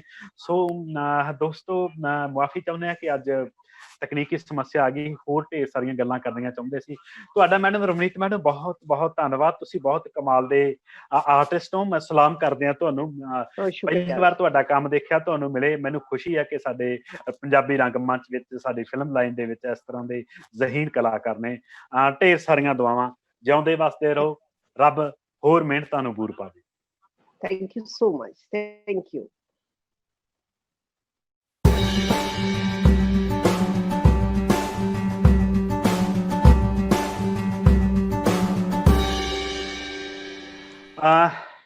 ਸੋ ਸਾਥੀਓ, ਇਹ ਸੀ ਮੈਡਮ ਰਵਨੀਤ ਕੌਰ ਲੁਧਿਆਣੇ ਤੋਂ। ਤੁਹਾਡੇ ਨਾਲ ਅੱਜ ਉਹਨਾਂ ਨੇ ਗੱਲਬਾਤ ਕੀਤੀ ਔਰ ਕਾਫੀ ਦਿਲਚਸਪ ਗੱਲਬਾਤ ਹੋਈ, ਬਹੁਤ ਵਧੀਆ ਢੰਗ ਨਾਲ ਹੋਈ। ਕੁਝ ਸਾਥੀਆਂ ਦੇ ਸਵਾਲ ਵੀ ਸੀ ਕਿ ਫਾਈਨੈਂਸ਼ੀਅਲ ਹੈਲਪ, ਹਾਂ, ਔਰ ਜਿੰਨੀਆਂ ਵੀ ਗੱਲਾਂ ਹੋਈਆਂ ਕਾਫੀ ਤਸੱਲੀ ਵਾਲੀਆਂ ਗੱਲਾਂ ਹੋਈਆਂ। ਤੇ ਦੋਸਤੋ ਇਹ ਕਾਫਲਾ ਆਪਣਾ ਇਸੇ ਤਰੀਕੇ ਜਾਰੀ ਰਹੇਗਾ, ਇਹ ਖਤਮ ਨਹੀਂ ਹੋਣਾ। ਕੱਲ 39ਵਾਂ ਦਿਨ ਆ ਔਰ ਕੱਲ ਸੁਨਹਿਰੀ ਬੋਲ ਦੇ ਵਿੱਚ ਸਾਡੇ ਨਾਲ ਹੋਣਗੇ ਸਾਡੇ ਪੁਰਾਣੇ ਸਰਡੀ, ਸਾਡੇ ਸਾਰਿਆਂ ਦੇ ਜਾਣੇ ਪਛਾਣੇ ਰੰਗਕਰਮੀ ਮਾਸਟਰ ਤਰਲੋਚਨ ਜੀ, ਜੋ ਕਿ ਸੁਨਹਿਰੀ ਬੋਲ ਉਹਨਾਂ ਦੇ ਆਪਾਂ ਇਸ ਮੰਚ ਤੋਂ ਸੁਣਾਂਗੇ। ਸੋ ਸਾਥੀਓ, ਇਸ ਔਰ ਜਿਹੜੇ ਪੇਸ਼ੇ ਨਜ਼ਰ ਹੋਣਗੇ, ਜਿਨ੍ਹਾਂ ਦਾ ਰੂਬਰੂ ਹੋਊਗਾ, ਉਹ ਸਾਡੇ ਵਿਦੇਸ਼ ਦੀ ਧਰਤੀ ਤੋਂ, ਪ੍ਰਵਾਸੀ ਧਰਤੀ ਤੋਂ ਪਰਵਿੰਦਰ ਸਵੈਚ ਜੀ। ਕਿਉਂਕਿ ਅਸੀਂ ਇਹ ਜਿਹੜਾ ਰੰਗਮੰਚ ਆ, ਅੰਤਰਰਾਸ਼ਟਰੀ ਰੰਗਮੰਚ ਹੈਗਾ ਸਾਡਾ, ਇਸ ਕਰਕੇ ਅਸੀਂ ਵਿਦੇਸ਼ ਦੀ ਧਰਤੀ ਦੇ ਰੰਗਕਰਮੀਆਂ ਨਾਲ ਵੀ ਵਾਬਸਤਾ ਹੋ ਰਹੇ ਹਾਂ। ਪਰਮਿੰਦਰ ਸਵੈਤ ਜੀ, ਔਰ ਜਿਹੜੇ ਉਹਨਾਂ ਨਾਲ ਗੱਲਬਾਤ ਕਰਨਗੇ ਮੇਰੇ ਵਾਲੀ ਚੇਅਰ ਤੇ ਹੋਣਗੇ ਡਾਕਟਰ ਹੀਰਾ ਰੰਧਾਵਾ ਜੀ, ਉਹ ਵੀ ਵਿਦੇਸ਼ ਦੀ ਧਰਤੀ ਨਾਲ ਜੁੜੇ ਹੋਏ ਨੇ। ਸੋ ਸੁਨਹਿਰੇ ਬੋਲ ਇੱਧਰੋਂ ਪੰਜਾਬ ਵੱਲੋਂ ਔਰ ਮੰਚ ਸੰਚਾਲਨ ਕੈਨੇਡਾ ਵੱਲੋਂ, ਪੇਸ਼ਕਾਰੀ ਵੀ ਕੈਨੇਡਾ ਵੱਲੋਂ, ਔਰ ਕੈਨੇਡਾ ਦੇ ਰੰਗਮੰਚ ਨੂੰ ਵੀ ਸਾਡਾ ਸਲਾਮ ਆ। ਤੁਹਾਡਾ ਸਾਰਿਆਂ ਦਾ ਬਹੁਤ ਬਹੁਤ ਧੰਨਵਾਦ ਦੋਸਤੋ। ਮਿਲਦੇ ਹਾਂ ਕੱਲ ਫਿਰ 8 ਵਜੇ। ਤੁਸੀਂ ਸਾਰਿਆਂ ਨੇ ਜੁੜਨਾ। ਤੁਹਾਡਾ ਸਾਰਿਆਂ ਦਾ ਬਹੁਤ ਬਹੁਤ ਧੰਨਵਾਦ। 200 ਤੋਂ ਜ਼ਿਆਦਾ ਕਮੈਂਟ ਹੋ ਗਏ ਸੀ, ਇਸ ਕਰਕੇ ਇੰਨੇ ਨਾਮ ਲੈਣੇ, ਕਮੈਂਟ ਪੜ੍ਹਨੇ ਮੁਸ਼ਕਿਲ ਸੀ। ਰੰਗਮੰਚ ਜ਼ਿੰਦਾਬਾਦ। ਖੁਸ਼ ਰਹੋ, ਆਬਾਦ ਰਹੋ, ਆਗਾਜ਼ ਰਹੋ।